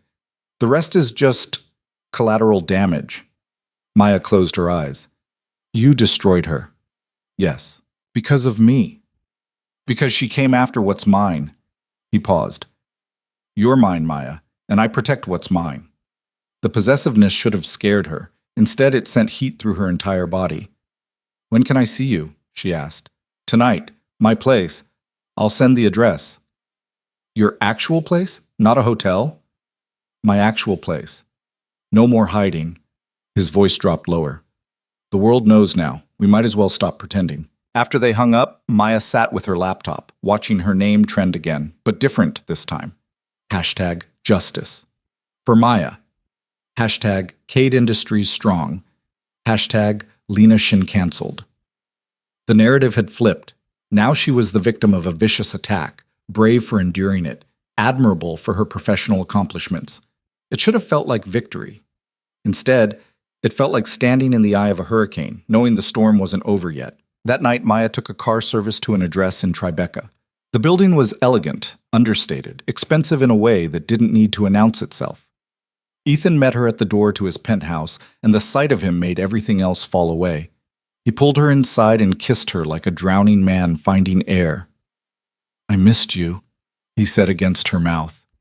"It's been 3 days. Too long." They barely made it to the bedroom. Afterward, lying tangled in sheets that probably cost more than Maya's monthly rent, she traced the line of his jaw. "What happens now?" "Now you go back to work. You continue being brilliant. You build your career. And us? We stop hiding." Ethan rolled to face her fully. "I'm done pretending I don't care. Done acting like you're not the best thing that's happened to me in years. If people want to talk, let them talk. That's a big change from secret hotels. I was trying to protect you, but someone found out anyway, and they used the secrecy against us. So we do the opposite. We're open, we're together, and anyone who has a problem with that can deal with me directly." Maya smiled. "Very romantic." "I'm not a romantic man." "Could have fooled me." She kissed him softly. "But Ethan, there's something you need to know." "What?" "I'm not yours." She said it gently but firmly. "I'm my own person. I chose you. I'm choosing you. But that's different from belonging to you." Something flickered in his expression, surprise, maybe, or realization. "You're right," he said finally. "I'm sorry." "Don't be sorry. Just remember." She traced patterns on his chest. "We're partners, equals. You protect me, I protect you. That's how this works." "I'm not used to having a partner." "I know, but you have one now." Ethan pulled her close, and they lay there as the city lights painted patterns across the ceiling. For the first time in weeks, Maya felt like she could breathe. But somewhere in the back of her mind, a question lingered. If Lena Shin was just the first enemy, who would come next? The answer came 2 weeks later, and it came violently. Maya had returned to work with her head high and her reputation salvaged, though the whispers hadn't entirely disappeared. They'd just changed flavor. Less malicious, more curious. People watched her and Ethan now with a kind of fascinated wariness, like they were observing something dangerous and unpredictable. In a way, they were right, Ethan no longer hid his interest. He'd stop by her desk with coffee, his hand lingering on her shoulder just a moment too long to be professional. They'd have lunch in his office with the door open, visible to anyone who cared to look. Once, he'd picked her up after work in his car, a sleek black thing that probably cost more than most people's houses, and kissed her in full view of the lobby before driving away. The message was clear. Maya Brooks belonged to Ethan Cade, and anyone who had a problem with that could take it up with him directly. Nobody did. But Maya noticed things, small things that added up to a pattern she couldn't quite name, cars that seemed to follow the same route as her subway, a man in a coffee shop who left immediately after she did, 3 days in a row. The feeling of being watched that crawled up her spine at random moments. She mentioned it to Ethan one night over dinner at his place. He'd been teaching her to cook, or trying to anyway. Maya was discovering that following recipes was harder than following data models. "You're probably just hyper-aware after everything that happened," Ethan said, though his expression had gone careful. "Marcus has security watching you. That might be what you're sensing." "Maybe." Maya stirred the pasta sauce that was definitely burning despite her best efforts. "But it feels different, wrong." Ethan took the spoon from her hand and turned off the burner before the smoke alarm could start screaming. "I'll have Marcus increase your detail. Quietly. Just in case. I don't need a babysitter. You need to be safe." He turned her to face him. "After what happened with Lena, I'm not taking chances. Lena's in jail awaiting trial. Lena's father isn't, and Jonathan Shin doesn't strike me as the forgiving type." Maya had read about Jonathan Shin. He'd built Meridian Global from nothing, much like Ethan, but where Ethan's empire was built on calculated strategy, Shin's was built on ruthless aggression. He crushed competitors, destroyed anyone who stood in his way, and made enemies into examples. "You think he blames me for his daughter's arrest?" "I think he blames me, and hurting you is the easiest way to hurt me." Ethan's jaw was tight, which is exactly why you're getting better security, whether you like it or not. They didn't fight about it, exactly, but the tension lingered through dinner and into the night. Maya knew Ethan was trying to protect her. She also knew she hated feeling like a weakness to be guarded instead of a person living her life. She fell asleep in his arms, wondering if this was what it meant to love someone like Ethan Cade. Constant vigilance, perpetual danger, never quite feeling safe. The attack came 3 days later, and it didn't come the way anyone expected. Maya was working late again, some habits were hard to break, when her computer screen flickered. Not like before, not with threatening messages. This time, everything just went dark. Then the lights went out. Emergency lighting kicked in immediately, bathing the office in an eerie red glow. Maya stood up, her heart already racing. The fire alarm started blaring. Around her, the few other people still working began moving toward the exits. Standard procedure. Maya grabbed her bag and joined the flow of bodies heading for the stairwell. That's when she noticed the smoke. Real smoke, not a drill. Pouring up from somewhere below, thick and dark and choking. "Move! Move!" someone shouted, and the orderly evacuation became a stampede. Maya was pushed into the stairwell, bodies pressing around her from all sides. The smoke was getting thicker, and people were coughing, panicking. Someone stumbled on the stairs ahead and nearly caused a pileup. Through the chaos, Maya felt a hand grab her arm. Hard. She turned, expecting to see a security guard or a coworker. Instead, she saw a man she didn't recognize. Mid-40s, blank expression, eyes that looked through her rather than at her. "Miss Brooks," he said calmly, as if they weren't in the middle of a building evacuation. "Come with me." "What? No, His grip tightened painfully. It wasn't a request. Maya tried to pull away, but he was stronger. He started dragging her against the flow of people, back up the stairs instead of down. Panic kicked in. Maya did the only thing she could think of. She screamed. The man's other hand clamped over her mouth, and he hauled her backward with terrifying efficiency. Around them, people were too focused on their own escape to notice one woman being dragged in the wrong direction. Maya bit down hard on his hand. He grunted but didn't let go, just adjusted his grip and kept moving. They were at the door to the 48th floor when another voice cut through the chaos. "Let her go." Marcus appeared like a shadow made solid, his weapon drawn and aimed directly at Maya's captor's head. "This doesn't concern you," the man said, still calm, still holding Maya like she weighed nothing. "Everything concerning her concerns me. Last chance. Let her go." For a moment, nobody moved. The smoke was getting thicker, the alarm still screaming, people still flooding past them down the stairs. Then the man released Maya and shoved her hard toward Marcus. She stumbled, and Marcus caught her with one arm while keeping his weapon trained. "Tell Cade that Jonathan Shin sends his regards," the man said. Then he smiled, a cold, empty expression, and disappeared into the smoke. Marcus didn't pursue.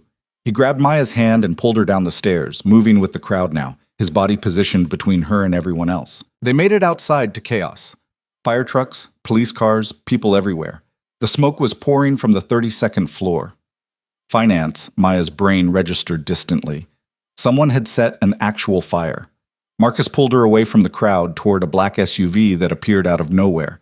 He pushed her into the back seat and climbed in after her, already pulling out his phone. "We have a problem," he said to whoever answered. They tried to grab her. Maya couldn't hear Ethan's response, but she could imagine it. "I've got her. We're moving to Safe House 3. Marcus glanced at Maya. "No, she's not hurt. Shaken up, but not hurt." He listened for a moment, then, "Understood. We'll wait for you there." After he hung up, Marcus looked at Maya properly for the first time. "Are you hurt?" "No, just... What the hell was that?" That was Jonathan Shin making a move. The fire was a distraction. The evacuation was cover. They were trying to take you. "Take me where?" "Doesn't matter. We stopped it." Marcus pulled out a tablet and started typing.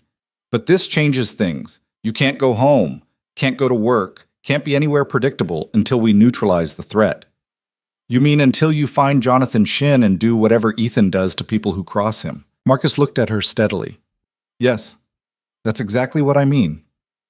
They drove in silence to a building Maya didn't recognize in a neighborhood she couldn't place. Marcus led her inside through security that looked more like a military checkpoint than an apartment building, and into a penthouse that was clearly designed for exactly this purpose. No windows that opened.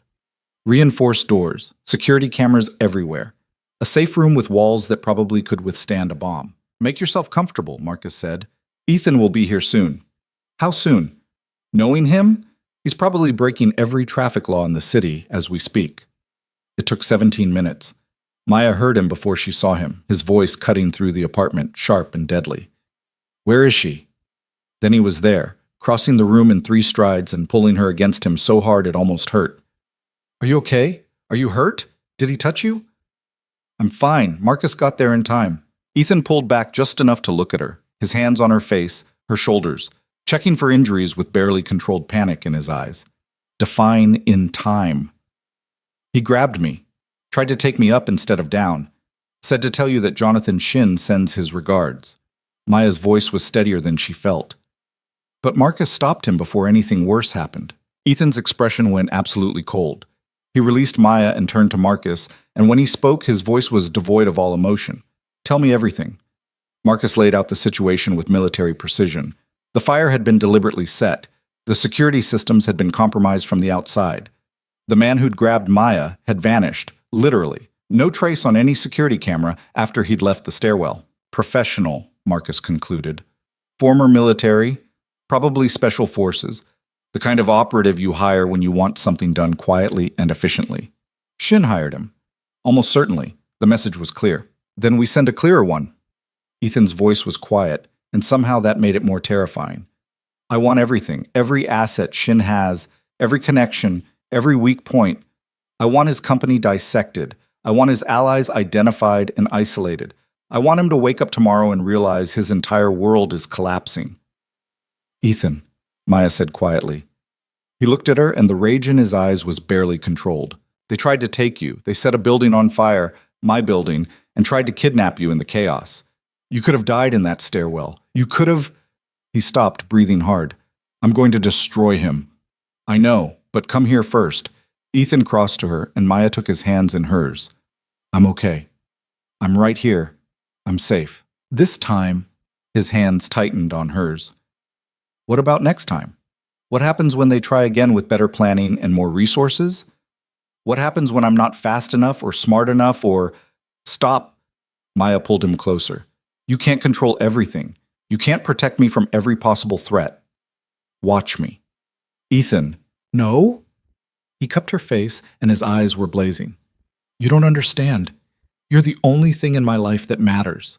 The only person who makes me feel human instead of a machine built for acquiring power. If something happened to you because of me, because of who I am and the enemies I've made, I would burn the entire world down, and it still wouldn't be enough. Maya's breath caught. She'd known he cared, but hearing the raw desperation in his voice was something else entirely. Then let me help, she said. Stop treating me like something fragile that needs to be locked away. Let me be part of this. Part of what? A war with one of the most dangerous men in the city? Yes, if that's what it takes. Ethan stared at her. You have no idea what you're saying. Don't I? Maya stepped back, needing space to think. Lena came after me. Her father just tried to have me kidnapped. I'm already in this war, Ethan. The only question is whether I fight or hide. I want you to be safe. And I want to live my life. Not in a bunker, not surrounded by bodyguards, not constantly looking over my shoulder waiting for the next attack. She met his eyes. Help me fight back. Teach me how to survive in your world instead of just trying to shield me from it. Marcus, who'd been watching this exchange with careful attention, spoke up. She has a point. Ethan shot him a look that could have melted steel. I'm serious, Marcus continued. You can't protect her 24/7, but you can prepare her. Teach her what to watch for, how to respond, who to trust. Make her a harder target. She shouldn't have to be a target at all. But she is, Maya said quietly. Because of me as much as you, because I chose this, because I'm not backing down. She moved closer to Ethan again. So stop trying to fight this battle alone. We're partners, remember? Equals. Ethan was quiet for a long moment, the war visible on his face. Finally, he said, Okay, we do this together, but you follow my lead on security. No arguments. I can live with that. And you stay here until we've dealt with the immediate threat. How long? As long as it takes. Maya wanted to argue, but the look in Ethan's eyes stopped her. This was his line in the sand. If she pushed, he'd push back harder. Fine, but you stay too. Something shifted in his expression. Maya, you said we're in this together. That means you don't get to go off and wage war while I sit here waiting. If I have to hide, you hide with me, at least at night. Marcus made a sound that might have been a laugh. She's got you there. Ethan looked between them, then sighed. Fine. I'll work from here when possible. Deal. After Marcus left to coordinate whatever came next in Ethan's war against Jonathan Shin, Maya and Ethan were finally alone. The adrenaline was starting to fade, leaving Maya shaky and exhausted. She sat down on the couch, and Ethan sat beside her, pulling her against his side. "I was terrified," he said quietly. "When Marcus called, when he said someone had grabbed you, He stopped, breathing carefully. "I've never been that scared in my life." "I was pretty scared too," Maya admitted. "That man, the way he looked at me like I was just an object to be moved, it was, you don't have to talk about it." "Yes, I do. If I don't, I'll just keep seeing it every time I close my eyes." She turned to look at him. He was so calm, like kidnapping someone was just another Tuesday for him. He was a professional. They're trained to stay detached. "Have you ever—" Maya stopped, not sure she wanted to know the answer. "Have I ever what?" "Done things like that. Hired people to hurt someone or take someone or—" Ethan was quiet for a long time. When he finally spoke, his voice was careful. "I've done things I'm not proud of. Crossed lines that most people don't even know exist. I've ruined careers, destroyed companies, made people disappear from positions of power." He paused. "But I've never hurt anyone who didn't strike first, never went after someone innocent, and I've never ever used violence as a first resort." "But you've used it." "Yes." Maya absorbed that. She'd known, theoretically, that Ethan was dangerous, but hearing him confirm it was different. "Does that change how you see me?" he asked. "I don't know. Maybe. Ask me again when my brain isn't still stuck in that stairwell." "Fair enough." They sat in silence for a while, just breathing together. Finally, Maya said, "What are you going to do to Jonathan Shin?" "Whatever it takes to make sure he never comes near you again." "That's not an answer." Ethan looked at her and his eyes were cold. "I'm going to dismantle everything he's built, piece by piece, starting with the people who helped him tonight and working my way up until he has nothing left but the realization that he made a fatal mistake when he decided you were an acceptable target." "Will you kill him? Do you want me to?" The question caught her off guard.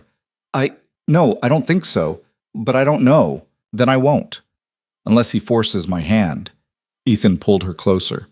"But I will make sure he can never threaten you again. That's non-negotiable." Maya nodded against his chest, too tired to argue or analyze or do anything but exist in this moment. "I need to sleep," she said.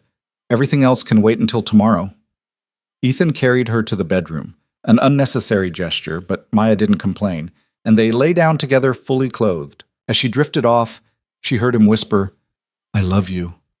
She was asleep before she could respond, but in her dreams she said it back. The next morning, Maya woke to an empty bed and the sound of Ethan's voice coming from the other room. She got up, pulled on one of his shirts that was hanging in the closet, and padded out to find him on the phone. "I don't care if it's aggressive," he was saying. "I want the Meridian contracts examined for any possible violations. Environmental, labor, safety, everything. And I want it done yesterday." He saw Maya and held up a finger. 1 minute. "No, I'm not overreacting. Someone tried to kidnap my—" He stopped, glancing at Maya. "Someone important to me. So yes, I want every resource we have focused on this. Call me when you have something." He hung up and immediately crossed to her, kissing her forehead. "How are you feeling?" "Like I got hit by a truck." "How long have you been up?" "A few hours. I wanted to let you sleep." "While you started your crusade against Jonathan Shin." "While I took necessary defensive measures," Ethan corrected. "There's a difference." "Is there?" "To me, yes." He guided her toward the kitchen, where someone had apparently delivered breakfast. "Coffee?" "Please." They ate in relative silence, Maya still waking up, Ethan clearly already 10 steps ahead in whatever plan he was executing. Finally, Maya asked, "What happens now? I can't stay locked in here forever." "Not forever, just until the threat is neutralized." "And how long will that take?" "Depends on how quickly Shin realizes he's losing." Maya set down her coffee. "You're really going to destroy his company." "I'm going to remove his ability to hurt you. If that means destroying his company, then yes." "Even though it'll hurt innocent people? Employees who did nothing wrong?" Ethan's expression hardened. "He should have thought about that before he came after you." "Ethan? No, Maya, I know you want to see the good in people, want to believe there's a better way. But in my world, When someone draws a line, you either erase them or they erase you. There's no middle ground. That's not true, isn't it? Lena tried to destroy your reputation. Her father tried to kidnap you. At what point do you accept that some people only understand power and consequences?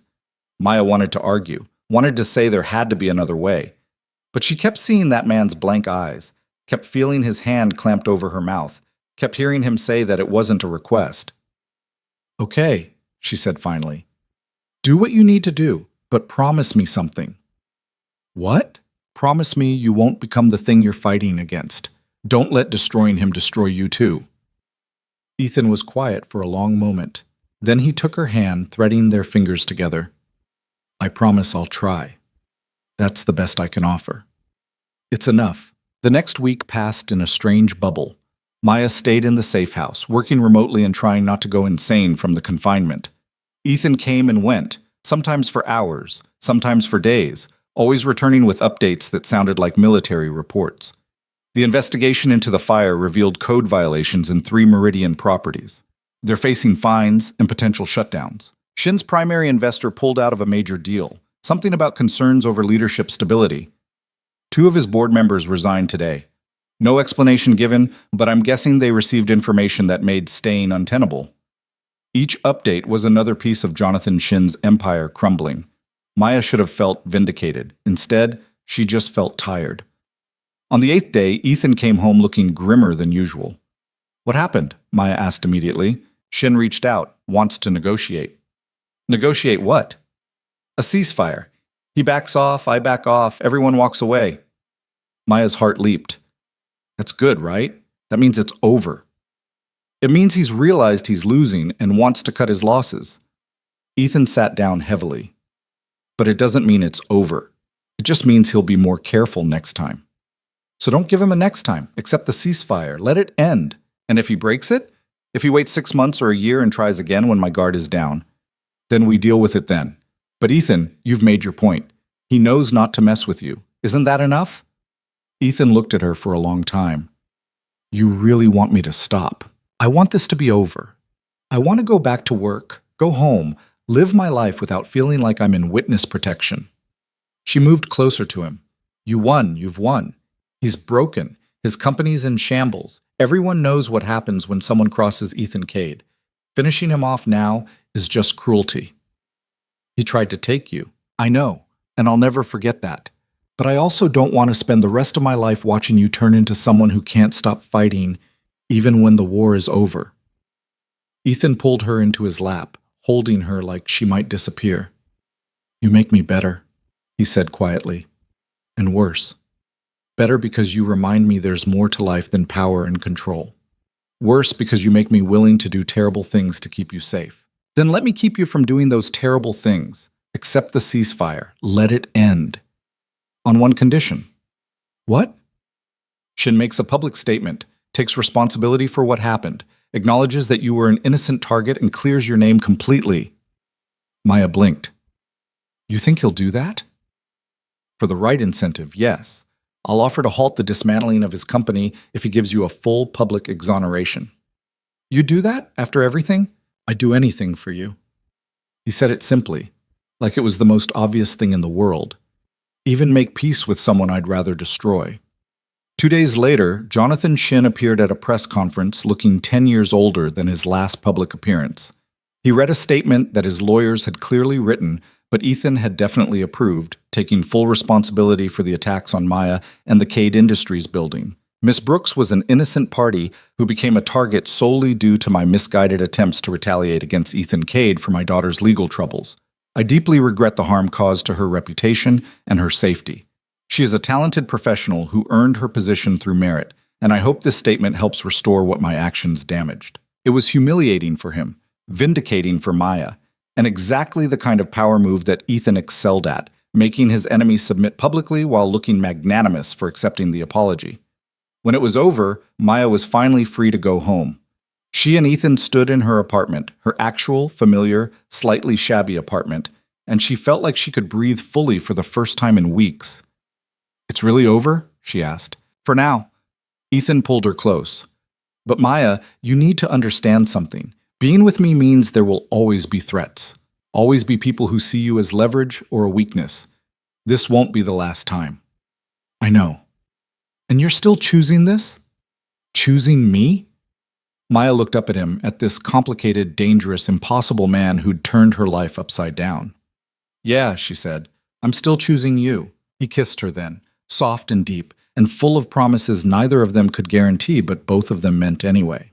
Outside, the city continued its endless rhythm. Somewhere, enemies plotted and allies schemed, and the game of power continued its eternal dance. But in that moment, in that small apartment that smelled like Thai food and ambition, two people who'd learned to survive alone figured out how to be together. And that felt like its own kind of victory. Life didn't return to normal, because normal had never existed in the first place. Maya went back to work the following Monday, and the stares were different now. Not hostile, not even particularly curious. More like respectful wariness, the way people looked at someone who'd survived something they couldn't imagine surviving themselves. Jennifer pulled her aside first thing. You don't have to be here yet. HR approved extended leave if you need it. I need to work, Maya said honestly. Sitting around thinking about what happened doesn't help. Jennifer studied her for a moment, then nodded. Okay, but my door is always open, for work or otherwise. It was the closest thing to kindness the usually stern supervisor had ever offered, and Maya felt unexpectedly grateful. The work helped.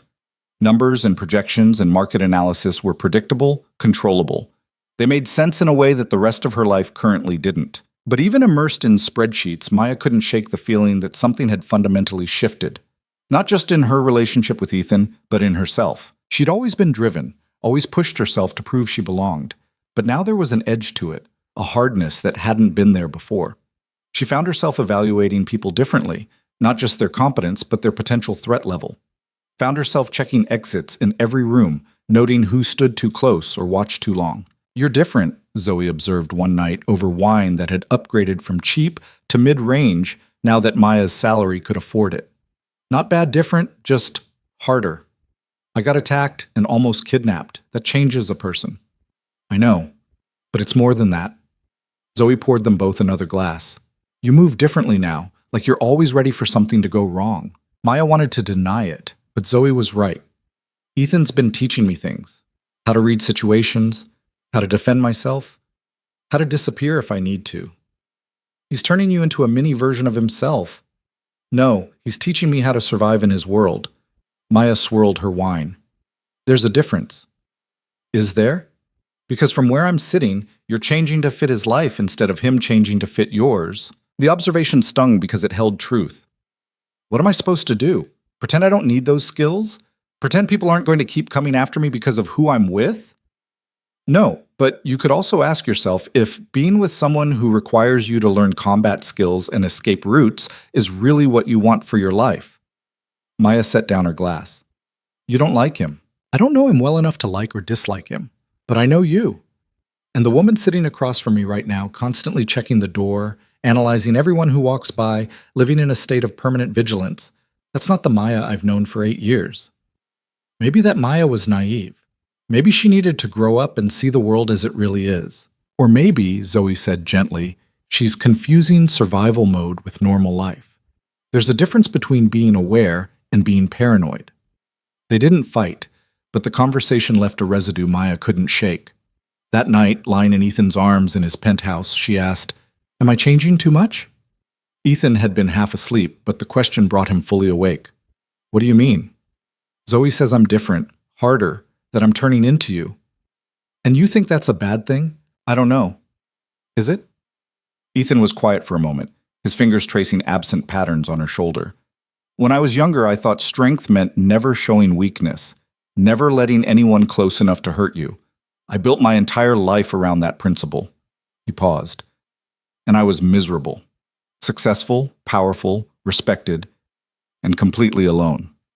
Until me. Until you. He shifted so he could see her face. You made me realize that real strength isn't about walls and isolation. It's about choosing vulnerability despite the risk, about letting someone in even when it terrifies you. So I shouldn't be learning to protect myself? No, you absolutely should. The world we live in is dangerous, and being prepared isn't the same as being paranoid. He cupped her face. But don't lose yourself in the process. Don't become so focused on surviving that you forget what you're surviving for. And what am I surviving for? The life we're building. The future where we don't have to constantly look over our shoulders. The possibility that maybe, eventually, we get to just be two people who love each other without all the complications. Maya kissed him, slow and deep. You really think that's possible? I think it's worth fighting for. They made love then, tender and unhurried, and afterward Maya lay awake thinking about futures and possibilities and the difference between becoming stronger and becoming someone else entirely. The answer came to her somewhere around 3 in the morning. She could learn Ethan's lessons without losing herself, could be prepared without being paranoid, could adapt to his world while still holding on to the parts of herself that had made him fall for her in the first place. It was a balance, like everything else in this impossible relationship. The real test came 6 weeks later.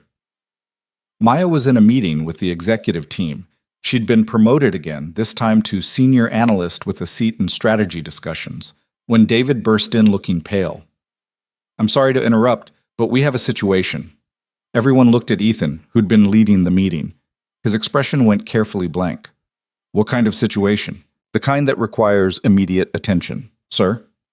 The emphasis on that last word made Maya's stomach drop. Whatever this was, it was bad. Ethan stood smoothly. We'll reconvene this afternoon. David, with me. Maya. He caught himself, glancing at the other executives watching with sharp interest. Miss Brooks, I'll need your analysis on the Harmon project by end of day. It was so perfectly professional that no one would suspect anything. But Maya saw the tension in his shoulders, the way his hand flexed once before he controlled it. Something was very, very wrong. She waited exactly 10 minutes after the meeting dispersed before following the path she knew Ethan would have taken. Not to his office, too obvious. To the secure conference room 3 floors up that didn't appear on any building directory. Marcus was standing outside like a sentinel. He saw Maya approaching and shook his head. Not now.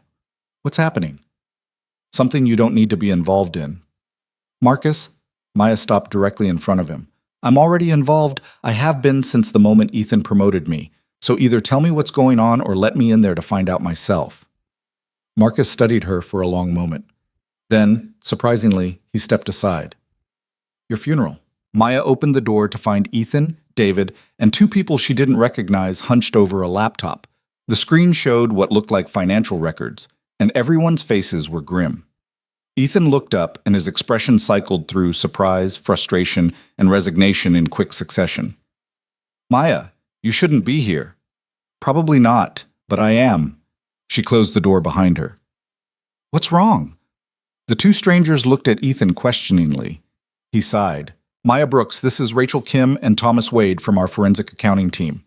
To Rachel and Thomas, she's cleared. You can speak freely.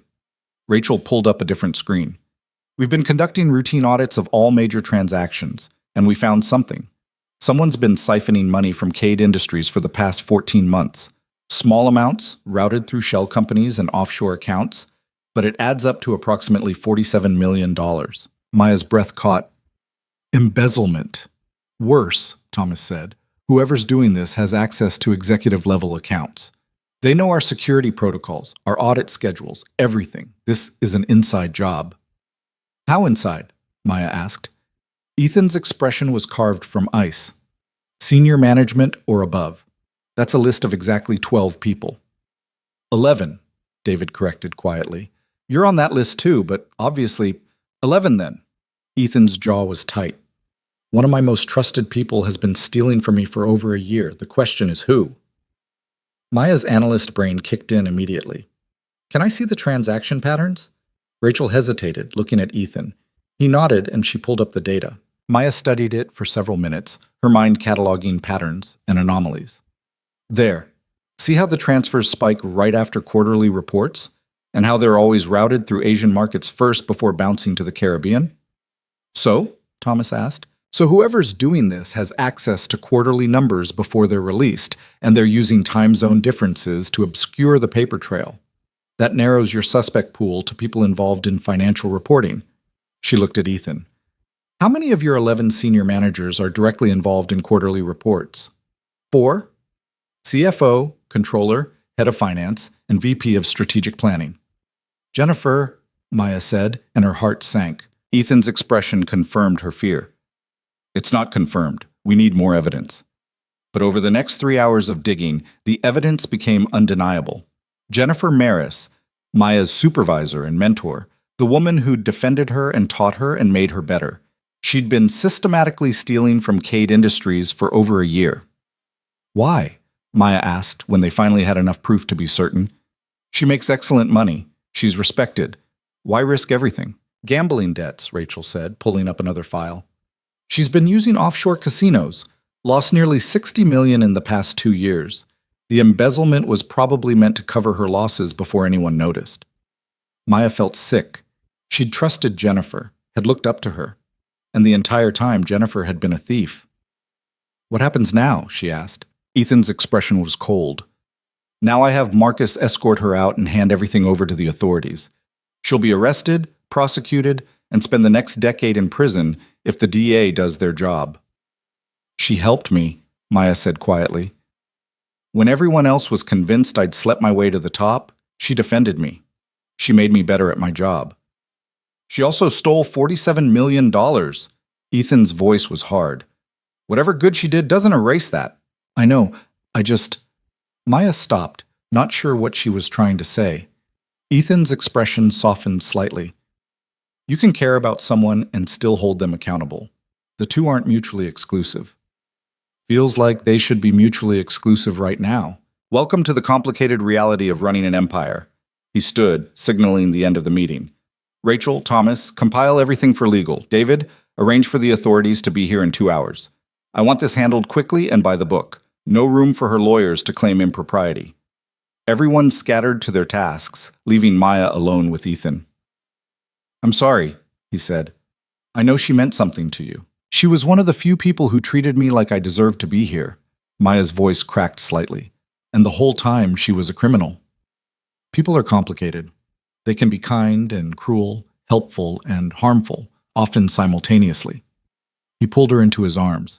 That's the hardest lesson of all. That very few people are entirely good or entirely bad.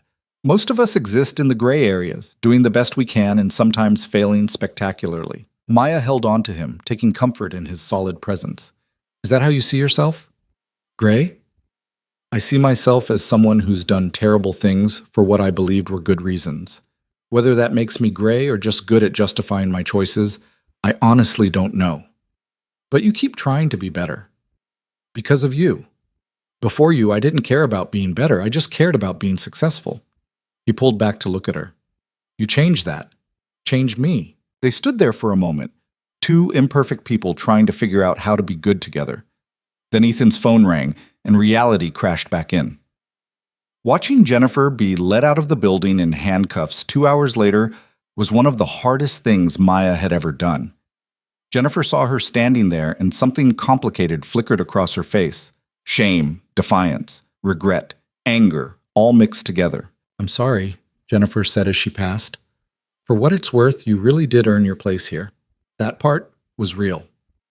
Then she was gone, and Maya was left standing in the lobby, feeling like the ground had shifted beneath her feet again. That night, she and Ethan sat on his balcony overlooking the city, both too wired to sleep. Does it ever get easier? Maya asked. Watching people you trusted betray you? No, you just get better at expecting it. Ethan took a drink of whatever expensive whiskey he'd poured. That's the loneliness of power. The higher you climb, the more people have reasons to want what you have, and sometimes those people are the ones closest to you. That's a depressing worldview. It's a realistic one. Maybe. Or maybe it's a self-fulfilling prophecy. You expect betrayal, so you see it everywhere, even in people who are genuinely loyal. Ethan was quiet for a moment. You think I'm too cynical. I think you're scarred, and I understand why. But I also think constantly waiting for betrayal is no way to live. What's the alternative? Blind trust? No, smart trust. Being aware without being paranoid. Preparing for the worst while hoping for the best. She took his hand. Living like every person in your life is a potential enemy is exhausting. At some point, you have to decide who's worth the risk of trusting. I trust you. I know. But I'm not talking about me. I'm talking about everyone else. Marcus, David, the people who've worked for you for years without giving you reason to doubt them.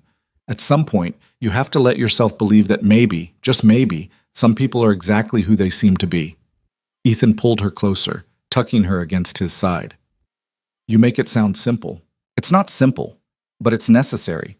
Because the alternative is spending your whole life alone at the top, surrounded by people you can never fully trust. And that's not living. That's just existing. They sat in silence for a while, watching the city lights. Finally, Ethan said, I'll try. To be less cynical, to trust more. But you have to promise me something in return. What? Don't let my world make you as hard as it made me. Don't lose the part of yourself that still believes people are fundamentally good. Because that's what I love most about you.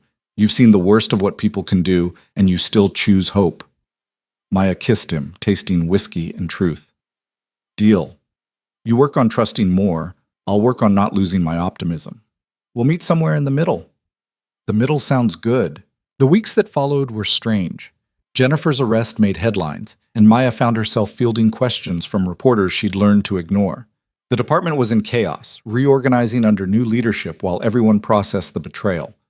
But something unexpected happened. Without Jennifer's complicated presence, without the shadow of suspicion hanging over her relationship with Ethan, Maya found herself settling into her role with new confidence.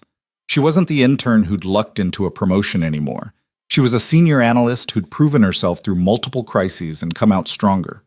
The whispers finally, truly stopped. People sought her out for advice on projects. Junior analysts looked to her as a mentor. Even the executives who'd once dismissed her started taking her recommendations seriously. 3 months after Jennifer's arrest, Ethan called her into his office for a meeting that felt oddly formal. Sit, he said, gesturing to the chair across from his desk. Maya sat, curious. They usually didn't do the formal office thing anymore. Their relationship was public knowledge, accepted if not exactly celebrated, and they'd found a balance between professional and personal that worked. I have an offer for you, Ethan said, and his tone was pure business. Head of strategic planning, Jennifer's old position, but with expanded responsibilities and a seat on the executive board. Maya's breath caught. That's a huge promotion. It's a recognition of your abilities. You've proven yourself capable not just of analysis, but of leadership. The department respects you, I respect you, and frankly, you're the best person for the job. People will talk. People always talk. But they'll be wrong, and we both know it. You've earned this 10 times over. He leaned forward. But I need you to understand something. If you take this position, it changes our dynamic. You'll be on the executive board, which means you'll be privy to information and decisions that affect the entire company. That's a level of responsibility and scrutiny that will be intense. Are you trying to talk me out of it? I'm making sure you know what you're saying yes to. Because once you're on the board, you're not just my girlfriend who works for the company. You're a key decision maker in one of the most powerful corporations in the city. That target on your back? It gets bigger. Maya thought about it. Thought about everything she'd survived to get here. The whispers, the attacks, the betrayals, the fear. And she thought about the promise she'd made to her mother, to be bigger than her fear, to take every opportunity, fight for every chance, never settle for safe when she could have extraordinary. I accept, she said. Ethan smiled, and it was proud and relieved and something deeper she couldn't quite name. I was hoping you'd say that. Were you? You've been ready for this role for months. I was just waiting for you to see it too. The announcement was made the next day, and to Maya's surprise, the reaction was mostly positive. A few people grumbled about nepotism, but even they couldn't deny that Maya had proven herself capable. Her first board meeting was terrifying. She sat at that massive table with executives who'd been playing this game since before she was born, and she contributed to decisions that would affect thousands of people. But she held her own, presented her ideas clearly, defended her positions confidently, and by the end of the meeting, she'd earned nods of approval from even the skeptics. Afterward, Ethan caught her in the hallway. You were brilliant. I was terrified. Didn't show. You commanded that room like you'd been doing it for years. Maya felt a surge of pride that was entirely her own. Not pride in being Ethan Cade's girlfriend, but pride in being Maya Brooks, the woman who'd come from nothing and built something real through talent and determination. Thank you, she said, for seeing what I could be before I saw it myself. Thank you for proving me right. That night, they celebrated in his penthouse with expensive wine and takeout from the Thai place near Maya's old apartment. We should talk about the future, Ethan said as they ate. What about it? Where you see this going? Us, I mean, because we can't keep living in separate places forever. And at some point, we need to make decisions about what we're building. Maya set down her food. This was the conversation she'd been both hoping for and dreading. What do you want? She asked. I want you to move in here. I want to wake up next to you every morning and come home to you every night. I want to stop treating this like a temporary situation and start building something permanent. And marriage? Maya asked, her heart pounding. Eventually, if that's what you want. But I'm not proposing right now. We've been through too much too fast, and I want us to have time to just be together without crisis and chaos. He took her hand. I just want you to know that this is real for me. You're not a phase or a distraction. You're it. Maya felt tears prick her eyes. You're it for me too. So move in with me, officially. Bring your terrible furniture and your weird coffee preferences and all the things that make this place feel less like a museum and more like a home. My furniture isn't terrible. Your couch is held together with duct tape. It has character. It has structural problems. Maya laughed, and it felt good, easy, normal. Okay, yes, I'll move in. They sealed it with a kiss that tasted like Thai food and promises. The move happened gradually over the next month. Maya brought her books, her plants, her collection of vintage mugs that Ethan pretended to hate, but she caught him using. She took over half his closet and reorganized his kitchen to make actual sense. Slowly, his pristine penthouse became their home. And something shifted in both of them. Ethan smiled more, laughed easier, started taking weekends off to just be with her. No work talk, no crisis management. He was learning, Maya realized, how to be a person instead of just a CEO. And Maya found herself relaxing. The hypervigilance faded, replaced by a more balanced awareness. She stopped checking every exit, stopped analyzing every stranger. She started trusting that maybe, just maybe, she could let her guard down. They weren't perfect. They fought sometimes. About work, about boundaries, about Ethan's tendency to solve problems with overwhelming force, and Maya's tendency to give people more chances than they deserved. But they always came back to each other. Always found the middle ground where his cynicism and her optimism balanced into something workable. 6 months after Maya moved in, they were having breakfast on the balcony when Ethan's phone rang. He glanced at it and smiled. It's Marcus. Hold on. He answered, listened for a moment, and his smile grew. Good. Make sure it's documented properly. Thanks. He hung up and looked at Maya with satisfaction. That was about the Shin situation. Jonathan Shin just filed for bankruptcy. Meridian Global is being dissolved and sold off in pieces. Maya processed that. So it's really over. Completely. Completely. He has no power, no resources, no ability to threaten us anymore. Ethan paused.